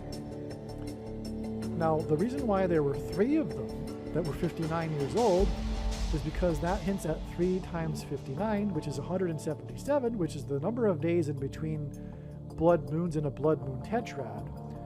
But that's also, lights in the sky symbolism. Genesis 1:14 tells us that the primary reason for the lights in the sky are for prophetic signs, and the 2 brightest lights in the sky are the sun and the moon, and when they conjoin together, they engender eclipses, perfect ones. Anyway, it's the only place in the universe that we know of where there are perfect eclipses, because of the coincidence of the sun being exactly 400 times bigger than the moon and exactly 400 times further away from the Earth and the moon. Anyway, Paradise Power Plant in Paradise, Kentucky is near the eclipse path. And so that's why, the eclipse is there, the 3 times 59-year-old cooling towers, because it hints at 177, which hints at eclipses. That's all amazing. It's a bit of a tangent. It's not, I went off on a tangent there, but it all originated with the death of the pilot in Smyrna, next to Nashville, in the path of totality of the eclipse. And that's all relevant because Muhammad Ali died on the same day that the pilot died, and Muhammad Ali is tied to Jim Brown. But if you've made it this far into this video, maybe your jaw dropped after hearing all of that information there. Mine did. All right, now here we come to the big point of this, and Hurricane Nicole, which was the last of the 4 hurricanes here, these prophetic hurricanes that engender X's over Florida, which, as I just explained, point to the X that will be engendered over America, which will be the result of an eclipse that will pass over Dallas. Okay? And Cleveland, which hints at conscientious objection, and the Antichrist, for the reasons explained earlier. And Muhammad Ali's conscientious objection in the Cleveland summit. But Dallas, because this is the capital of evangelicalism, it is symbolic of the American church and the Church of Laodicea. Many believe, including myself, that the letters to the 7 churches also not only represent but speak to each individual and to every individual now, but also they do symbolize the 7 stages of church history. The last church being symbolism for the modern evangelical church, the Church of Laodicea, that thinks that it is in need of nothing, as Jesus said and warned. And because of it being lukewarm, Jesus wants to vomit it out of his mouth. And this church thinks that it is rich and has prospered, but is blind, pitiable, and naked. It doesn't realize it. And that's key. It thinks that it is in need of nothing and doesn't realize it. They're all good. In other words, they're already saved, past tense, which is the heretical doctrine that Jesus said he hates. The Nicolaitan doctrine that he speaks about in these letters to the churches, that Jesus said he hates and is coming to make war on in the end times with the sword of his mouth. on those that teach and have the works that are a product of this doctrine. And who teaches this doctrine and who submits to this doctrine? Evangelicals submit to these pastors that teach this doctrine, that learn this doctrine in the seminaries in Dallas, the capital of evangelicalism.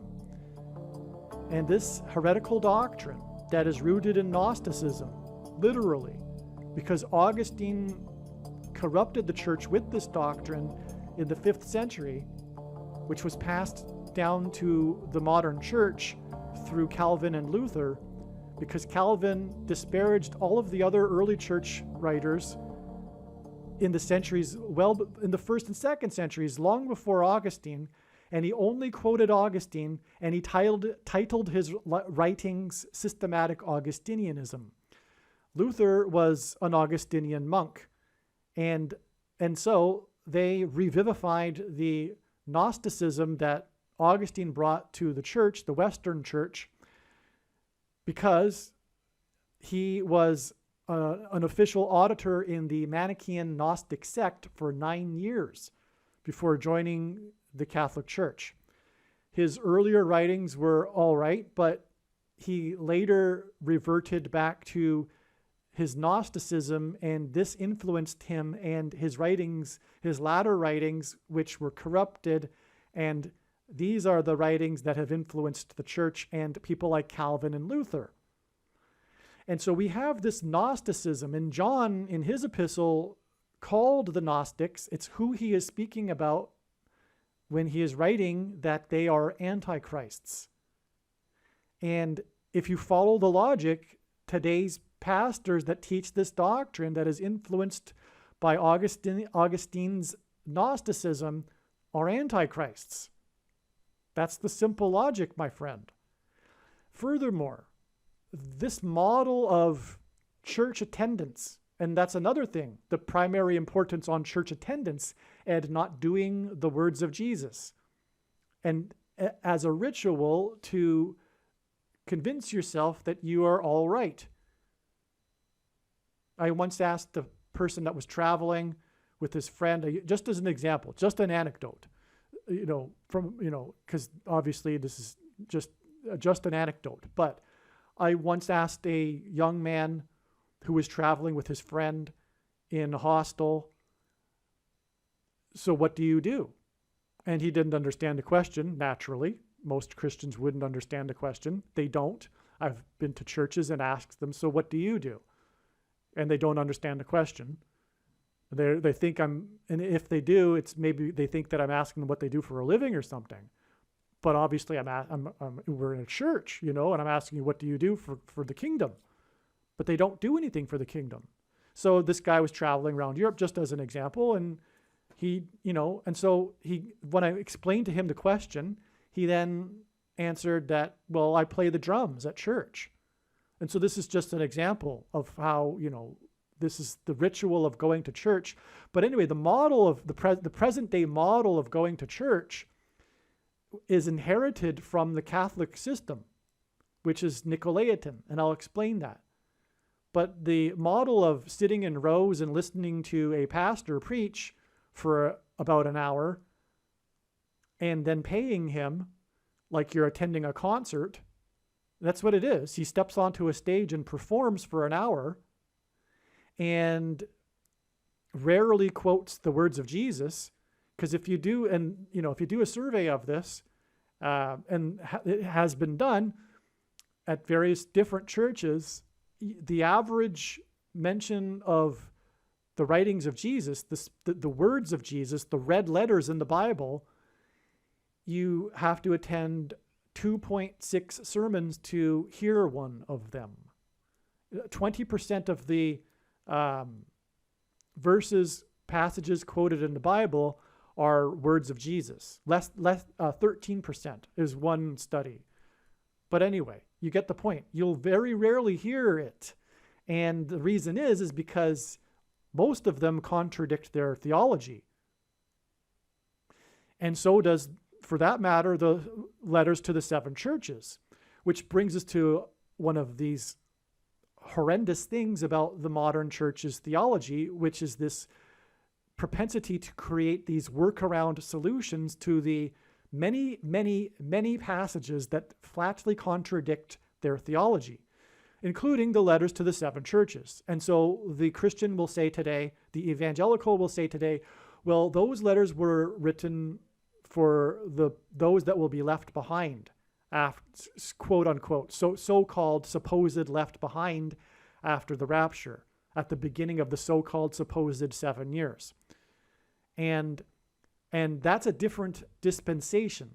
So the workaround solution is the heresy of dispensationalism. And that's why all of these mentions of Jesus talking about the works of the churches can be disregarded, because they are supposedly in the quote-unquote dispensation of grace, right? And then after the rapture, those will be left behind. Well, then they will have to perform works, because there's no longer any grace, supposedly. Because supposedly the Holy Spirit has been taken away. That's another major error of interpretation from 2 Thessalonians chapter 2, which is rooted in their false theology also. Never mind that these 7 letters that were written to these churches were actually written to churches in the church age, the supposed dispensation of grace, because these letters are obviously written to the 7 churches of Asia Minor in history, which is a long time before the rapture. So how can they only apply to those after the rapture? But that logic doesn't register with them, because, you know, they don't want to believe anything other than their false theology, which is that they are already quote unquote saved, past tense, not on the path to salvation, by following the words of Jesus, which he said to do. And those that are his disciples will be those that do his words, as he said, which is an example of a passage that contradicts their theology. Another thing about these pastors, besides their getting paid, which Jesus forbid, and these pastors twist the writings of Paul, the passages of Paul, and misinterpret them to prove that they do and can be paid and should be paid. But I will just give you a passage, just one of a couple, of a number of passages and this is words of Jesus. He said, I am the good shepherd. The good shepherd lays down his life for the sheep. He who is a hired hand, a paid pastor, and not a shepherd, who is not the owner of the sheep, sees the wolf coming and leaves the sheep and flees. And the wolf snatches them and scatters them. He flees because he is a hired hand and is not concerned about the sheep. John 10:11 through 13. That's paid pastors. Furthermore, this whole leadership thing is another thing that Jesus forbid. Jesus said to not follow anyone that claims to be a leader. Do not call anyone the father or a leader or a teacher. Pastors are teachers? What are you talking about? Jesus said to not call anyone a teacher.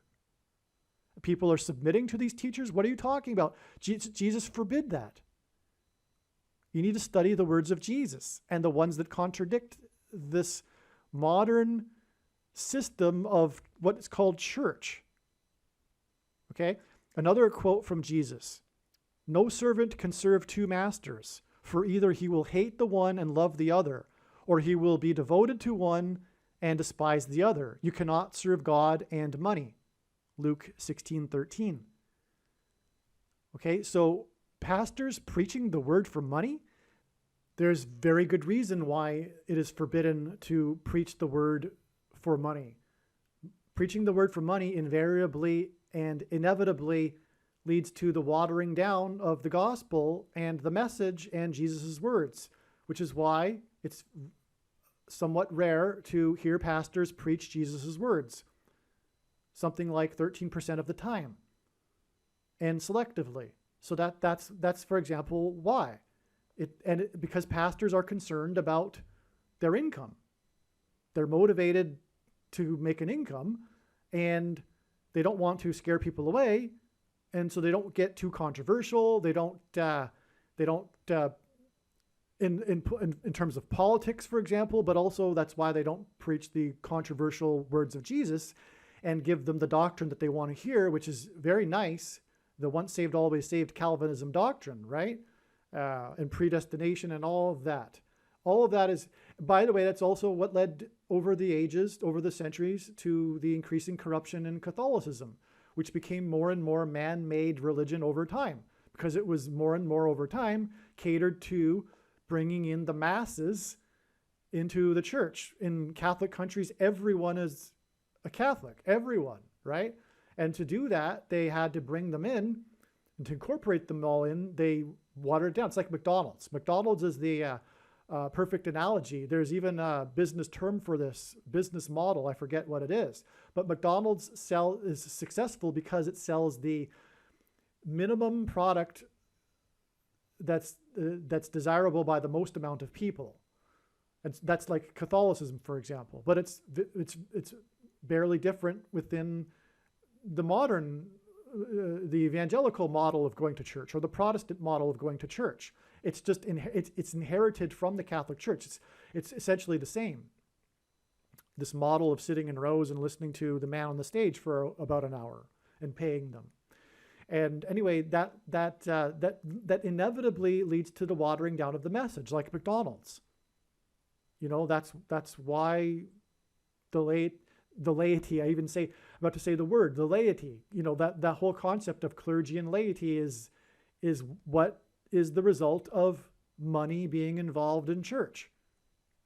There's other passages too. When Jesus sent out his disciples, they weren't to receive money, right? To preach the word. Now, things require money, and there is legitimate evangelism that requires assistance, but not paid pastors. That doesn't require assistance. Furthermore, we should not be calling anyone a teacher anyway.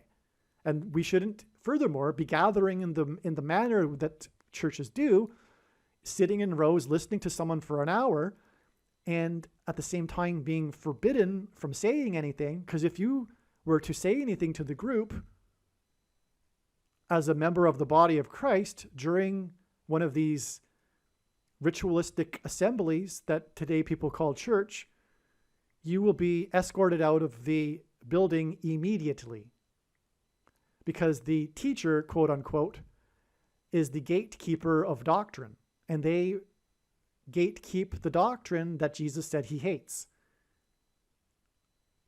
And there's another passage, incidentally, where Jesus speaks about the master of the house. If he had known that when the hour he was coming, he would not allow the break-in of the thief. Well, the thief is Jesus. And we're talking about the masters are the preachers, the pastors. And that's why you can't get into a church and say anything about the timing of the Lord. That's what that passage is speaking to. But you can't get up into the church and say anything, for that matter, and let alone anything that contradicts what they're saying. So, and these people that go to these churches willingly submit to this nonsense. And so anyway, what it is also is a parallel with dictatorial socialism, communism, because it's the same thing. It's a direct parallel, in fact, because in communism, there's censorship of speech. So before I explain that, the restriction of people speaking in church is the cutting off of the body of Christ. That's what these pastors do that are paid, which they shouldn't be. And they cut off the body of Christ from being the body of Christ. And so it is an unhealthy body. And you can't, for example, receive the information that I'm talking about in a church, because the gatekeeper of the church will have none of it. And so it's a socialist censorship, and that's a parallel with socialism, is the censorship and the the dictatorship of information disseminating from the state, the top-down dissemination of information. And only that information, right? And another thing about socialism is it procures dependency on the state. And the citizens become infantile. The citizens in communist countries are not really citizens. They're just servants of the state. They're submissive to the state. They are infantile. And they're not mature, independent, responsible people in communist states. And that's where we're headed with the ever-encroaching communism in the West and America today. And that's why the population is becoming increasingly infantile and more dependent on the state. It's a direct parallel with communism and socialism and dictatorship. Well, that's what happens in the church. The people go to get spoon-fed the watered-down stuff that the pastors talk about and talk to the church as if they are infants. And so it's a parallel with communism and socialism, which is evil by nature. Communism is evil, right? Okay, so that's another thing too. Okay, but the thing about the doctrine that they teach, which is the Nicolaitan doctrine of our day, is this too. The word Nicolaitan is translated from a Greek word that means ruling over the laity. Several Bible commentators explain how this word refers to establishing human religious authorities over God's people, while the Schofield reference notes tells us that the Greek word translated Nicolaitans is derived from two words that mean to conquer the people. Schofield goes on to describe how this word refers to the earliest form of the notion of a priestly order or clergy, which later divided an equal brotherhood into priests and laity, which is while the theologian John Gill suggests the Nicolaitans were an early version of the Church of Rome, in other words, Catholicism, that is those who declared complete authority over God's people. And that's what pastors do. It's a watered down version of Catholicism. It's not like the Reformation changed everything. It's just a different variation of it, right? We still assemble just like the Catholic Church, and the pastors are essentially priests, and they have the authority, etc. They're the gatekeepers of information and everything, right? And Jesus said he hates all of this.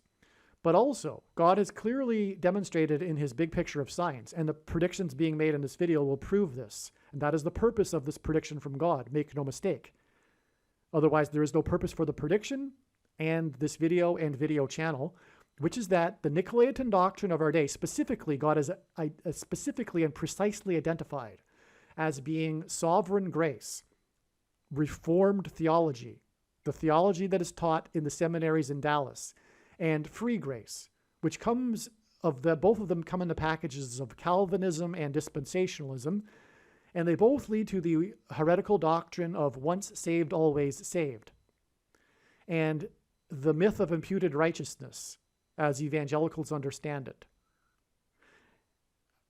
And also our righteousness is as filthy rags, one verse that Luther took out of context and misinterpreted purposefully to develop his entire theology.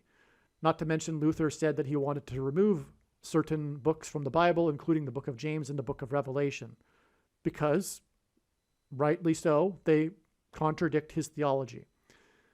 But that's not how the Bible works. And furthermore, the Bible isn't to be studied systematically. It's not Augustinian, systematic Augustinianism. That's what evangelicals do. They isolate passages of Paul and ignore other passages of Paul and interpret the writings of Jesus through the lens of Paul instead of the other way around, which is why they quote Paul far more than they quote Jesus. And I've even heard the people, and it's becoming progressively worse, and some people are talking about how the words that Jesus spoke was for a different dispensation. And the modern current dispensation begins with a certain point in the ministry of Paul. Absolutely astounding, absolute blasphemy. But that's like common in evangelical culture today, that thought. Not all evangelicals, but that is a thread in the culture today. And anyway, another thing, all Christians will be raptured, and predestination, God knows ahead of time before they're even born whether they're going to hell or heaven. That's complete evil. Their God is my devil. That belief is the belief in the devil for me. And so anyway, So that's the Nicolaitan doctrine of our day. And that's why the Hurricane Nicole, to bring it back to the point here, Hurricane Nicole is pointing to this, the Nicolaitan doctrine that Jesus said he hates, and which is why the judgment on the church, which is symbolized by Dallas with the X, the mark of the Antichrist, which is the thing which the vast majority of Christians have taken. And that's why. It's judgment on them. As Peter said, judgment begins with the church. And that's why the second eclipse will pass over Dallas and then Cleveland. Conscientious subjection with the Cleveland Summit, and Dallas symbolic of the American church, the church of the Nicolaitans that think they are in need of nothing because of their doctrine, which is the root of the bad fruit of the church today, which is why evil has been allowed to gain the ground that it has because of the Nicolaitan doctrine and the shining of their light inside the four walls of the church, etc. And the lack of preaching in the streets. I mean, who does anything like that today? The very one in maybe 1,000 or 10,000. Yet everyone should be doing it. At least if they don't have the courage to speak like that, they should be handing out flyers or something. And by the way, if you'd like the file for the flyer I hand out, which I think is the most appropriate for the time that we are in, please email me and I will forward it to you. My email will be at the end of this video or another video. It's at the end of many of the videos. So obviously when the prediction comes to pass, you'll know that you'll need to watch every minute of every video. So anyway, so here's the proof of this, what I'm talking about, and the precise identification of what the Nicolaitan doctrine is of our day. On the day of Hurricane Nicole, that ended up engendering the X over Florida and hit the Artemis on the launch pad, this Hurricane Nicole flooded the main street of a town or city named Hutchinson in Florida. And there was a viral video of two sharks swimming over this river, or over the road of the ocean, of the water from the ocean. Okay, the surge coming in from the ocean, two sharks swimming in tandem, one a little bit ahead of the other one, which was amazing symbolism for the two antichrists, the first and second antichrist, the first one being Pope Francis, the second one being Barack Obama. And no, the false prophet, the second one, does not mean that Francis is the second one. It's just symbolism. Furthermore, the Antichrist is first apostate from his seat of authority, which is the seat of Peter, supposedly in Rome. And pastors are emulations of that. They're just watered down versions of that, which is why they're also Antichrist, spirit of Antichrist, paid pastors. And don't get me wrong, some of them can do a good thing, and God can be working through some of them. But the paid pastors is Antichrist, and the whole church system is Antichrist. The way that people go to church and pay a pastor to perform for an hour, and are not allowed to say anything. Okay, so the two sharks come out of the ocean, they come out of the sea. And in the book of Revelation in chapter 13, the beast, these two sharks are beasts, the beast comes out of the sea, which is symbolic of that. But the thing is that this all happened in this prophetic sign, this viral video of these two sharks was in Hutchinson Beach, which points to and it was Hurricane Nicole, which obviously hints at the Nicolaitan doctrine. And it's one of many signs that God has used to point to Anne Hutchinson, the leader of the free grace movement in the spiritual founding of America, which was the Massachusetts Bay Colony, which her and her movement threatened to destroy the colony, break up the colony, and wreck it, which is why she and her followers were banished. And afterwards, she was murdered by Indians. She wouldn't have been murdered by Indians had she been right with God, with her fierce opposition to those that disagree with her doctrine, which is the case with these Nicolaitans today. They claim that you aren't saved unless you believe the precise intellectual doctrine that they have. You're, in other words, saved by holding a mental, intellectual assent to agreement to their doctrine, not by anything you do or anything else, but having and holding the precise doctrine. You have to be a Calvinist to be saved because you have to have the right doctrine. But that doesn't align with the apostles and the early church, with the Apostles' Creed, for example. Anne Hutchinson was the leader of the Free Grace movement, the Free Grace controversy, also known as the Antinomian controversy. And today her theology is widespread within the evangelical culture. And Hutchinson began, I'm reading from the Wikipedia page actually, Hutchinson began to accuse the local ministers, except for Cotton and her husband's brother-in-law, John Wheelwright, of preaching a covenant of works rather than a covenant of grace.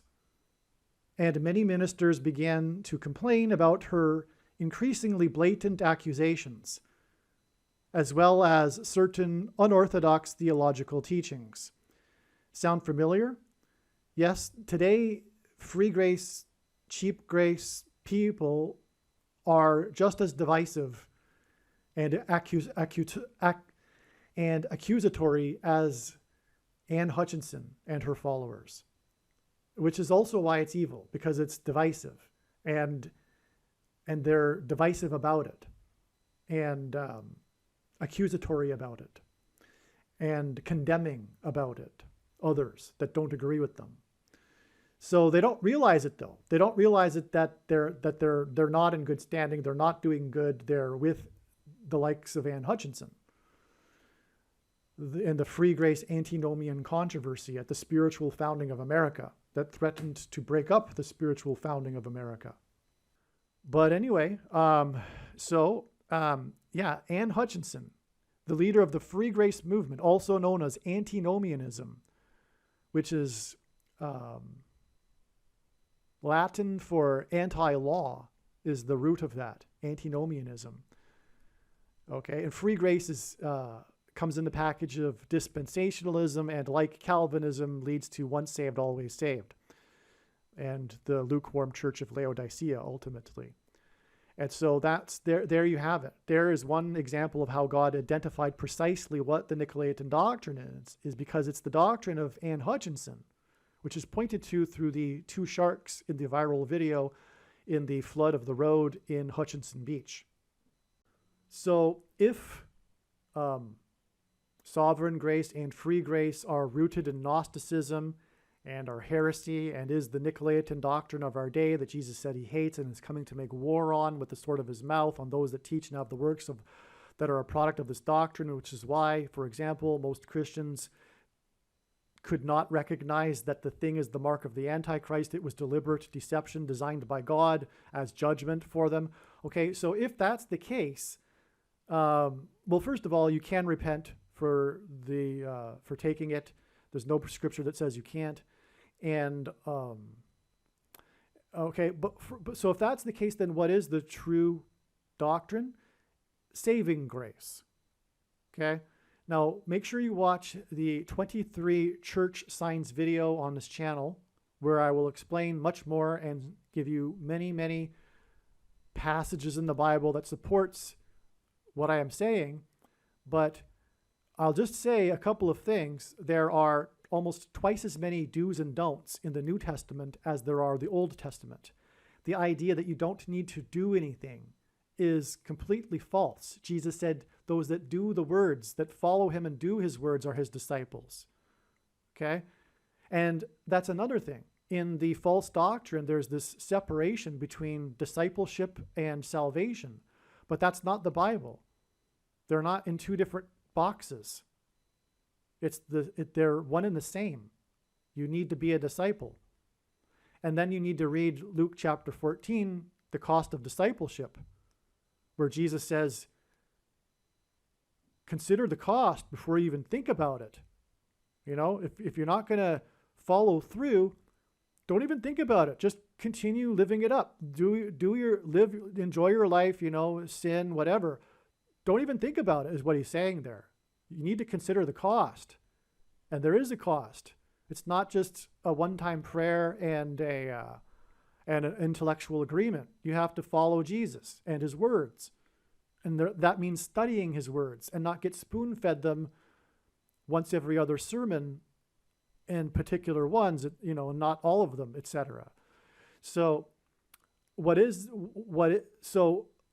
saving faith requires action. It requires receiving the lifeline that has been thrown to you. Jesus isn't going to jump into the water and swim you into the shore. You need to grab the lifeline and grab hold of it. You've been given a gift. You need to receive it. And that requires an action. You have to put out your hand to receive the gift, right? And so it's also illustrated in the Old Testament. There's 2 stages to salvation. There's justification and sanctification. And those are technical words for this, but there's believing, and Abraham was deemed righteous when he believed and trusted in God and his promise.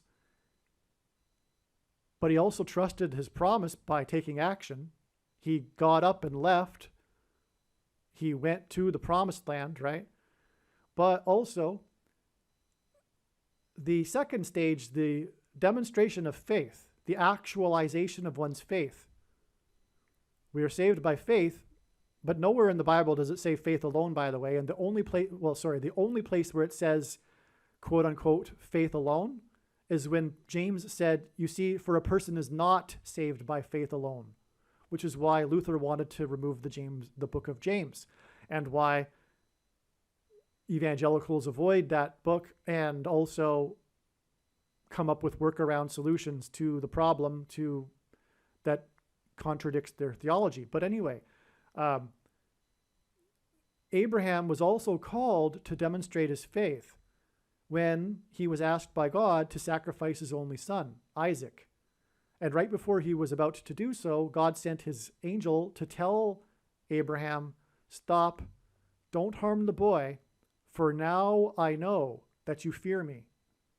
In other words, God didn't know prior to that, which is astounding. And that's another Greek idea about God. God knows everything.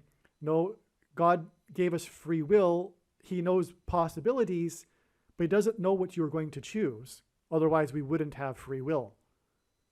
Anyway, God didn't know. That's what the text clearly says. What? The text doesn't say that? It says that. It says God didn't know. And there are many examples of what's called open theology, where God doesn't know what people will choose, okay, ahead of time. There are many other passages in the Old Testament that confirm that support that. But God didn't know that Abraham, feared him or not until he demonstrated his faith. And that is saving faith. And saving faith, in principle, involves taking action that involves some kind of risk and or sacrifice. That's saving faith. And that's why, for example, choosing to not take the mark of the Antichrist will likely, or probably has already for someone, involved a sacrifice, including, for example, losing one's job. And ultimately, as Bible prophecy says, facing starvation. Okay? That's why the purpose of the mark of the Antichrist and the purpose of the Antichrist and the purpose of the end times period primarily is to test the faith of Christians. Not the ones that are after the supposed dispensation of grace, but all Christians need to demonstrate their faith.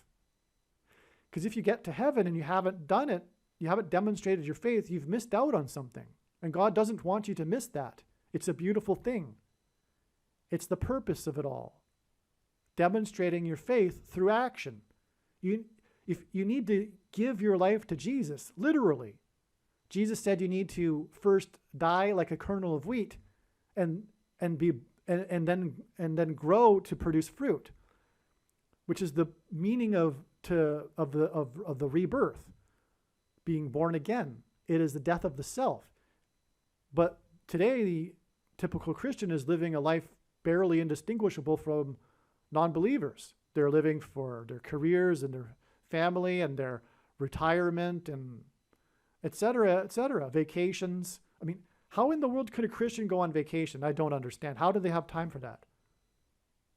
First of all, you should be acting like Jesus could return now, but the doctrine of imminence is false.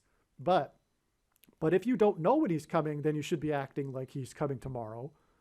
And so anyway, I think you get my point here, is that's what saving faith is, living solely for the kingdom, which means doing work. And that's what Christians don't do today. It's the do-nothing church because of the Nicolaitan doctrine that says they don't have to do anything. And to believe that they do have to do anything means that they're not saved. That's how it is evil deception from Satan. That's how Satan works. If you believe the truth, then you're not saved. That's how all of the other cults work too, by the way, whether it's Mormonism or Catholicism or Seventh-day Adventism. If you believe things that are contrary to what they're saying, then you're not saved. Same thing with evangelicalism. One more thing. Someone will say, well, what about the man on the cross that died next to Jesus? He didn't do anything. Well, that's why Jesus, the reply to that is, well, what about the bags of gold?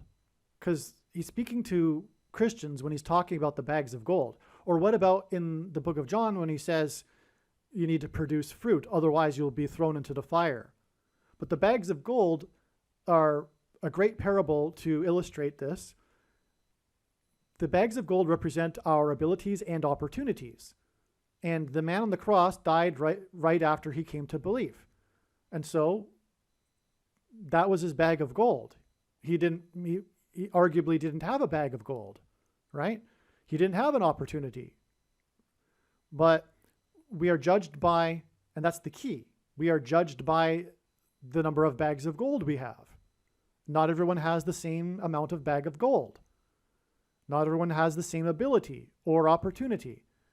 So it's true, you aren't saved by your works, but to say you can't earn your salvation, that sounds very Christian. It sounds good, but it isn't correct. And it is deception, because that's not, it's not the Bible, first of all. There's no passage that says that. Furthermore, like I said, the only passage that says you're saved by faith alone is when James says you are not saved by faith alone.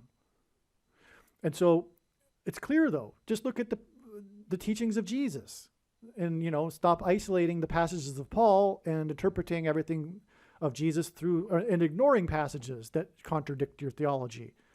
So we have the bags of gold, which is the explanation. We are judged individually by our opportunities and abilities. So if you are, for example, an able person and have some knowledge about the kingdom and the gospel, and you aren't, for example, handing out flyers after work on car windshields, doing everything you possibly can, because Jesus says to love God with all your heart, mind, and strength. To do everything you possibly can. Are you doing that? Are you doing everything you possibly can, making the utmost highest possible decision about what to do with your life in the moment, every moment? That's the goal. That's to be like Christ, to be like perfect, to be working for the highest possible good for the kingdom at all times. Or as some of your life focused on yourself and your personal goals, for example, right? So if you're making money, for example, are you using it for the kingdom? Are you using the money that you're working for in your job to go out and print flyers and hand them out after work, for example? Just for one example of many examples of what Jesus said he wants his disciples to do, work in that way, as well as other things that a disciple of Jesus must do. once again, make sure you watch the 23 church signs video on this channel. All right, I need to make a correction. It is a significant one, but it is inconsequential, as I will explain. I was incorrect. Muhammad Ali did not die on the same day as the pilot. The pilot died on the 2nd of June in 2016. The two planes that crashed, the Thunderbird's jet and the Blue Angels, they crashed on the 2nd. The other one, again, was the one that flew over Obama and crashed right after it flew over Obama. Both number 6 in their squads, and as I explained earlier. Okay, so that was the 2nd, and the following day was the 3rd. That was the day that Muhammad Ali died. Now, first of all, and I already knew this way back in 2016, that the two dates connect to each other. This is an example of how the two dates are part of the same sign. Okay, so this is one reason why it's inconsequential. Okay, so the reason why they are part of the same sign is because at the time that the jet that was flying over Obama crashed, Obama's Secretary of State, John Kerry, was in flight to Paris for a conference. And I didn't know this back in 2016, but the next day, the day of the conference in Paris, was the day that Muhammad Ali died. And as I'm explaining, the main reason for the prophetic significance of Muhammad Ali is the conference, the Cleveland Summit, the Muhammad Ali conference, right? So, but anyway, that conference is very prophetic because that was it was called the Middle East Peace Talks, I believe, or the Middle East Conference or something very close to that. I'm pretty sure it had the words Middle East in it. But the point of that is that it was a discussion between world leaders about what to do about Israel without Israel in attendance and Israel officially condemning the talks, which is very Antichrist. It is quintessential Obama, the Antichrist, enabling such a talk and sending his Secretary of State to it. Because Obama is anti-Israel, that's his true colors. They were revealed at the end of his presidency in December of 2016 with the UN Resolution 2334, for example.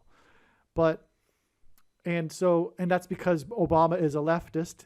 That's his true colors. He's a Marxist leftist, and Marxist leftists are anti-God, and they have spirit of Antichrist. That's why they are socialists. And there is no such thing as moderate socialism. Not that Obama is a moderate. There is no such thing. This is just another piece of wisdom for you. There is no such thing as a moderate liberal or a moderate socialist or a so-called democratic socialist. It all leads inevitably, it's just slower incremental steps to evil, which is socialism. It is evil because it requires collectivism requires the state being primary, and that inevitably tramples on the rights of the individual and minorities. And for more reasons too, because it also negates personal responsibility, and the primary unit of a society is the individual, and his responsibility to be an ethical person and a citizen. So, the socialists will say, well, what about these causes that require getting together collectively to solve? That individualism doesn't negate that. Okay, that's a red herring. That's a false argument that the left makes with their ideology, and including the center, so-called center left. They don't realize it, but they're naive. They don't know. They don't have any wisdom, and that's the actual the root of it all. In fact, as the Bible says, the beginning of wisdom is the fear of God, and the secular left and socialists do not fear God, and that's why they have no wisdom. Their worldview is every policy, everything that they believe is wrong because the root of their worldview is wrong. Which is that they don't fear God, and they believe that people are essentially good Whereas the opposite is true. The biblical worldview is true. People are essentially corrupt and evil and are sinners.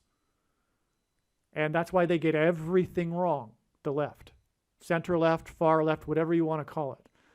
Back to what I was saying is that this Middle East peace talk that was condemned by Israel, and Israel, without Israel in attendance, talk between world leaders about what to do about Israel, complete Antichrist. That the day of that summit in Paris on June 3rd, 2016 happened to coincide exactly with the peak of the once in 200 years flood in Paris that caused much destruction when the river through Paris overflowed its banks into the city, including flooding the famous museum there, the Louvre, or however you pronounce it. The famous museum on the river there. So that was because that was a sign from God pointing to Genesis 15, where it says that God, those that bless Israel will be blessed, and those that curse Israel will be cursed. Ultimately, the nations that come against Israel in the end, in the next year, in other words, will be destroyed. And under the direction of Barack Obama, that is exactly what will happen with America. Okay, so back to what I was saying. So the two dates are connected that way. But what's also interesting is that Muhammad Ali is his prophetic symbolic significance is his summit. Maybe it was called the Middle East Summit, in fact, come to think of it.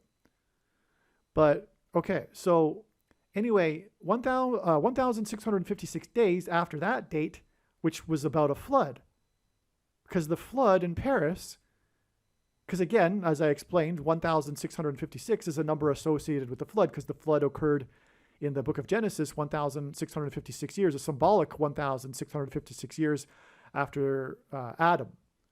Okay, so that's why that's flood symbolism. And then on the 3rd of June, we had the flood, the peak of the flood in Paris on the same day as the summit, and Muhammad Ali died on that day, and he is known for his Cleveland summit. And 1,656 days inclusive count, when you have a large number like that, God frequently uses inclusive counts as equally as often as not.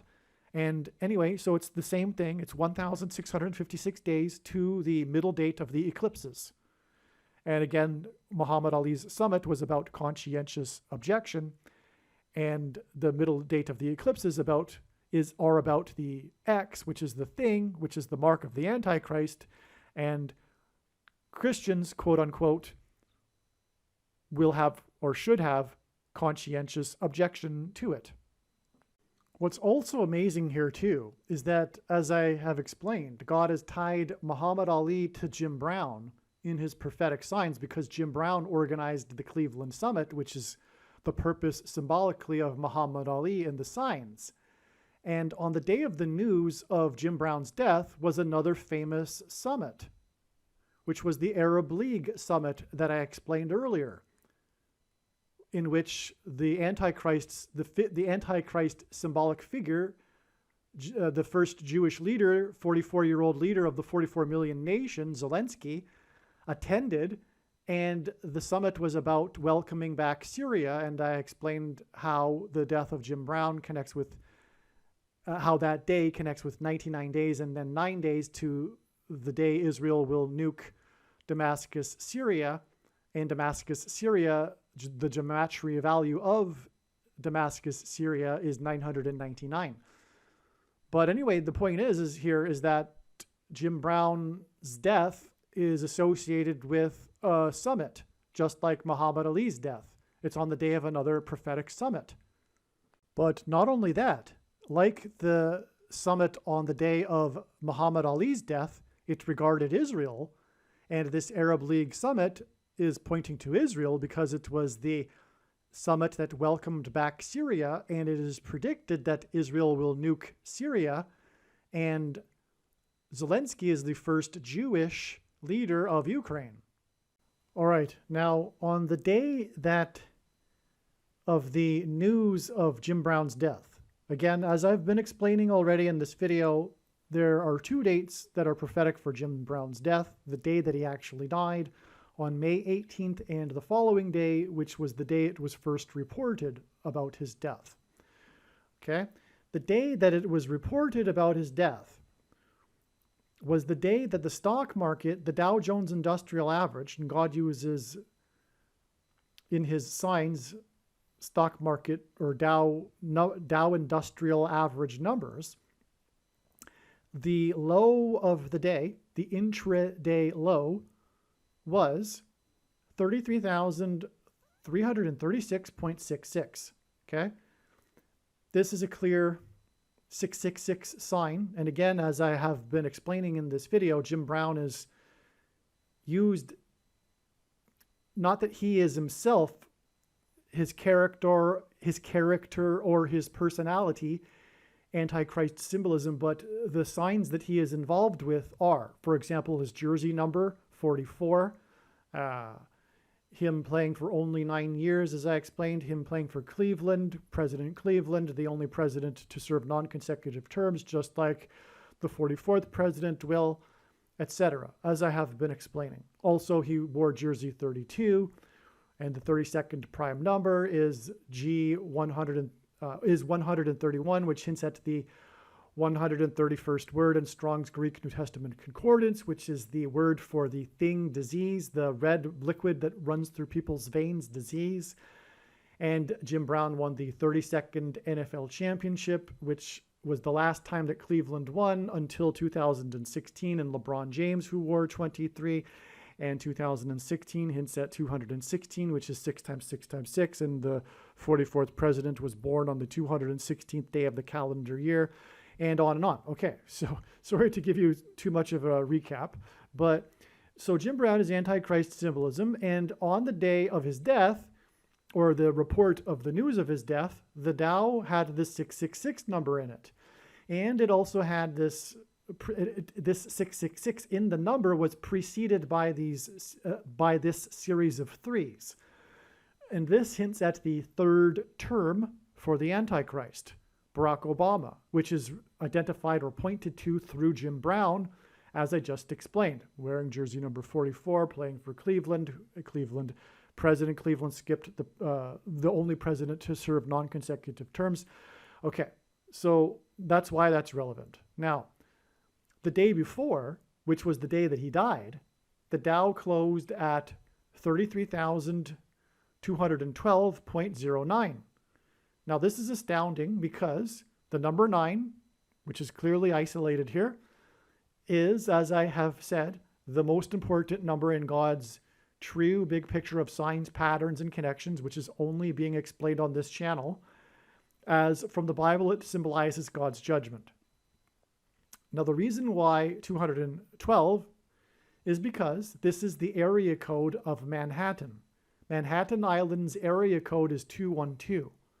So this is, in other words, judgment that will take place in Manhattan. Now, God pairs the numbers 9 and 13 together frequently. As I explained earlier, God's true big picture of signs, patterns, and connections works on the principle of second and third multiple witnesses confirming a matter, and one simple way in which he does this is through pairing certain numbers together, especially the number 9 with certain numbers together, and one of those numbers is 13. And the reason is because this hints at judgment from the Antichrist, because from the Bible, the number 13 symbolizes the Antichrist. Nimrod in the Tower of Babel story is a type, foreshadow of the Antichrist, and he was the 13th generation from Ham. Haman, another type for the Antichrist, persecuted the Jews on the 13th days of the month, and the two Antichrists are described in the book of Revelation in chapter 13. Okay? So 9 and 13 are paired together. This 9 and this number on the day that Jim Brown died gives us a pairing with this 130 days connection, because 130 days hints at 13. This isn't the only instance of this. Okay, and so 130 days after this will be the day it is predicted that a dirty bomb will explode in Manhattan. of which the area code is 212. So 130 days after this 9 and 212 is the date it is predicted that there will be a dirty bomb explosion in Manhattan. That's amazing. And the reason why this ties to Jim Brown and how Jim Brown is a witness confirmation of this is that the big story about Jim Brown is how he only played 9 years of his career, which, by the way, is another pairing of 9 with the 130 here, because he died 130 days before the predicted bomb in Manhattan. And Jim Brown, arguably the biggest part of his story is his football career that was cut short. At the time, he was still dominating the league because he quit to pursue acting. And the movie that he was filming at the time that he quit was the movie Dirty Dozen. Okay? It's a big part of his story, how he quit during the filming of Dirty Dozen. This was a major famous movie, Dirty Dozen, okay? Or I think it's called The Dirty Dozen, maybe. It's an older movie. It's regarded as one of a classic, I'm pretty sure. Anyway, most people have heard of it. So, okay, now the backstory to that is that he was a day late or something like that for his return to training for football because of his filming of this movie in Europe. And the owner of the team gave him some grief for this. And so Jim Brown said, okay, I quit. And then he just pursued acting for the rest of his career. Okay, or from there on. Okay, so but it was during the filming of Dirty Dozen. Okay, so this is important. This movie Dirty Dozen that Jim Brown is associated with. Okay, he was one of the main actors in this movie. And what is also astounding, amazing beyond words in what God has done here with this Dirty Dozen movie connection is that Jim Brown, as is explained in this video, is primarily about his association with Muhammad Ali and the Muhammad Ali Summit, the Cleveland Summit that Jim Brown organized, which regarded Ali's conscientious objection. And that summit was a summit of 12 black athletes. It was a dozen. There were a dozen men at that summit. That is amazing, and that is more confirmation of this Dirty Dozen. This is, what can you say? Only God could have done something like this. This movie, Dirty Dozen, is a big part of Jim Brown's life because that's when he quit. And it's a famous movie. And he quit his athletic career because of this movie. And Jim Brown also organized the athletic Black Men's Summit, 12 of them, to discuss together the implications and to discuss with Muhammad Ali about his conscientious objection. And the plot of this movie is about an explosion. The central focus of the plot is the explosion of this castle, okay, during World War II. The movie takes place during World War II, and it's about an explosion at the castle, okay, the climax of the movie, etc. Okay, the point of the movie. This team of Dirty Dozen is on a mission to explode the castle. Something to that effect, okay? Which is amazing because, again, this gives us the number 9 because this is when Jim Brown quit, was during Dirty Dozen after 9 years of dominating the NFL, and he was still dominating at the time. So why did he quit? Well, it was because of Dirty Dozen. So that gives us the number 9, and that pairs with the 130 days following this, as does the stock market sign, because it also gives us the number 9.